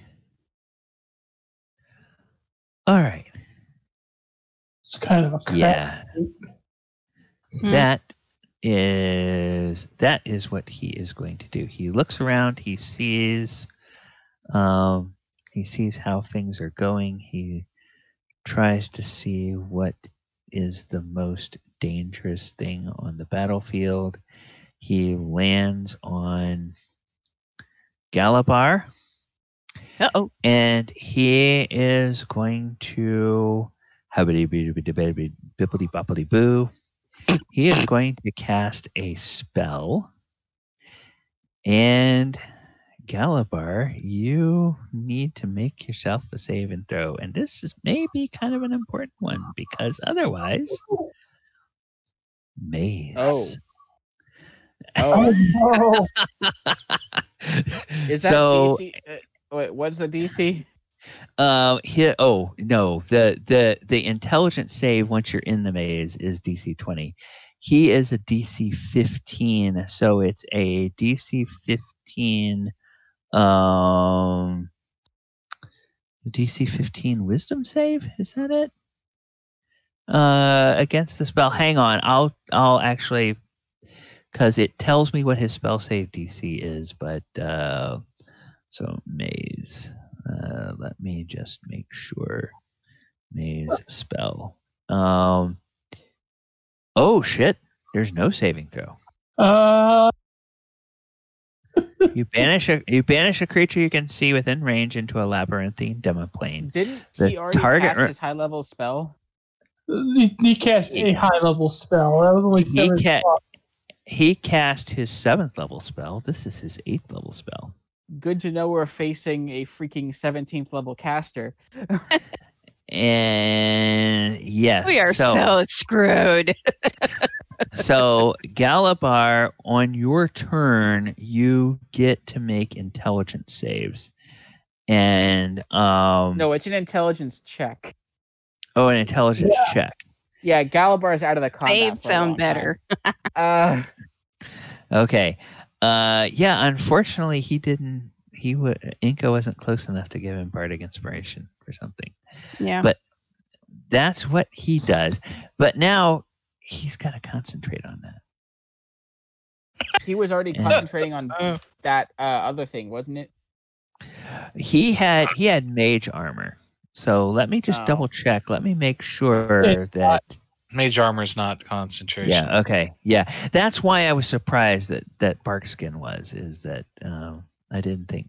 Yeah, Barkskin's like the worst. Okay. All right. So he does that, and hey, hang on. No, I can't do that. Hang on. I've got to. I'm sorry. I can't put Galibar on the DM level. I've got to leave him on this level because otherwise it's going to. Because he's going to see all your hidden secrets. Well, no, we can't. We can't skip his turn. We can't skip his turn because, well, you still get to make checks every round, regardless of whether you can. So you do not. Yeah, you do not have to go onto that. You still get your turn. So it is your turn. What am I going to put on your token to show that you're... Oh, I'm going to put that token or that symbol there. So go ahead and make an intelligence check. Come on, I need my luck. I'll use my inspiration. Okay. Oh. Boy. Galibar is essentially out of the combat until somebody hits this guy. Oh, somebody has found somebody's weakness. Okay. And then the scout goes. Adamant, you hear a familiar little pop, and you look over, and Galibar's gone. It's the kind of pop that you know is that you are. I'm very familiar with that sound. Yes. Yeah. This guy right in front of you, he is gonna try to whack you with a staff, and we're gonna get to the end of this round, and then we're gonna call it for today, and we'll pick back up next week. Okay. So, Scout. Tries to hit you with a shillelagh staff. Hits you with a... He tries to hit you with the entire University of Miami. That's a joke. 14. All right. And he misses you. Yep. So he can't really do much of anything else. This ranger up here. Okay, this. Oh yeah, this. Oh, wait a minute. That he needs to go on a different round. He needs to go on that round. So not yet. Sniper. Sniper is going to also step away. Boom, boom, boom. And he is going to try to pepper this ranger with some arrows. 14 is a miss. 23 is a hit. For 6. Okay, so -6. And Elora, last but not least. Okay, same thing with Enka.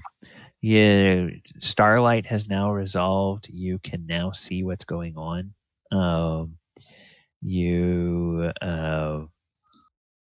know, other than your line of sight being blocked by buildings or trees or things like that, you can see everything. So you are free to take any sort of action that you want. You do recognize these as people that are part of the village, and these as people who are attacking people from the village. Should have hugged the warm building that's on fire that he really doesn't know why it's so warm, besides knowing it's on fire. And she'll look up at the people up here and say, you know what they need? They need some light. As she casts Moonbeam at 3rd level on Nice. the one behind, so almost straight in front of her. Okay, so is it a 5-foot radius? Yes, it's a 5-foot radius. Square. So, well, 5-foot radius, isn't that like a 10-foot diameter? Isn't that so? We're using the spell the whole wrong way. What? Okay, guys, am I wrong, or is a 5-foot radius a 10-foot diameter? Yes. Yeah, you're right. But Yeah. Okay. I always used to think it was only 1 square, and that's how we used it. Okay. Yes, an area of a circle with a diameter of 5 feet. That's going to be what, 2.5 feet. So the radius. Okay. Hang on. Moonbeam, because the way it's written in Roll20. Yeah, it's a 5-foot radius. It says 40 5-foot high. radius. So yeah, so it's a 10-foot diameter, 5-foot radius, 10-foot diameter. And I think that is different than from older editions. I think in older editions it was just simply a 1 square. But yeah, that's now on him, and so he gets to make a DC 15 con save. Okay, come on, Sniper. Can you make a con save? Of course you can't make a con save, so that's 21 points of damage. Wait, so if I put it right here between them, would it get both of them? No. Actually, if it's a point you can see, then Yeah, because I can move it to any space either way as well. So yeah, if it's a point you can see, then you can put it right there in the middle of that thing, and it will get them both. So I'll go ahead and I'll make a second. I'm I'll so make a happy with this find. It's another con save. Moonbeam's one of the better. Yeah. So 21 points of damage to them both. Moonbeam is nasty. She'll look at them and say, "Ah, that's better. I can see them easily now." Okay. All right. And then at the end of the round, okay, this guy is going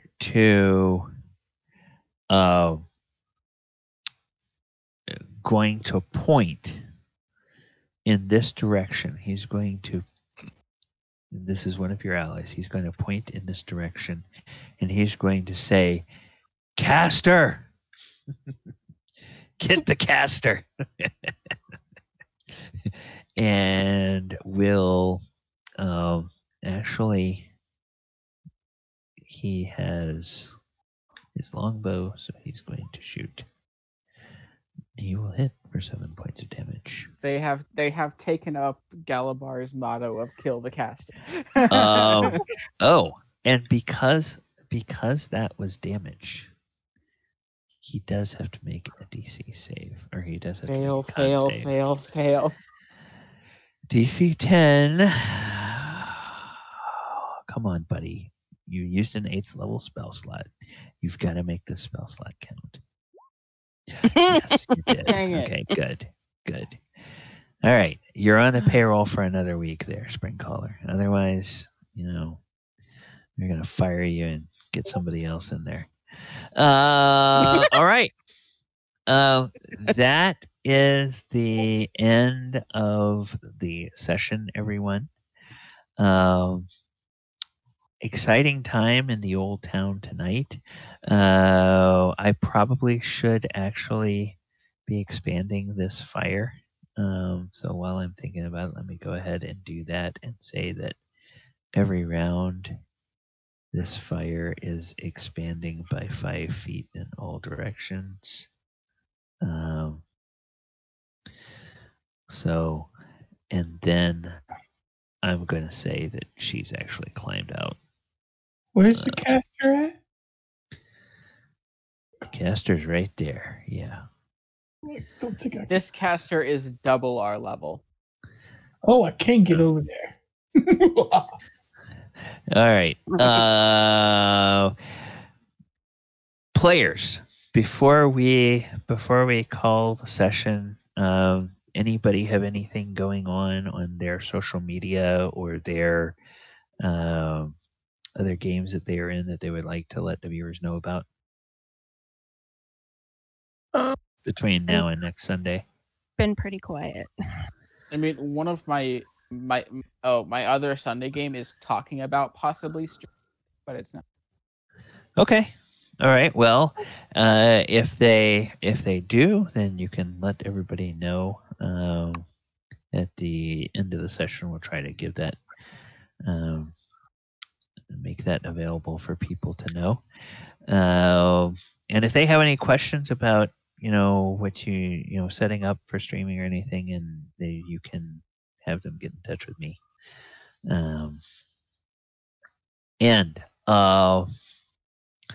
viewers, thank you all so much for hanging out and spending some time with us this afternoon. It is now a few minutes after 6, and we have some friends over at Frog Pants that are getting ready to pay their own D&D game, 5e, set in a kind of a Mad Max world. Don't forget, on this channel tomorrow night, you'll see Monster Monday.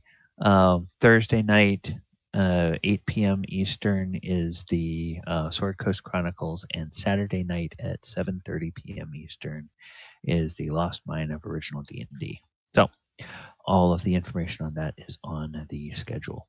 So thank you, viewers, and you're are about to be part of a raid in 4, 3, 2, 1, and good night, everybody. Good night. See you next week. Yeah. All right. Okay. How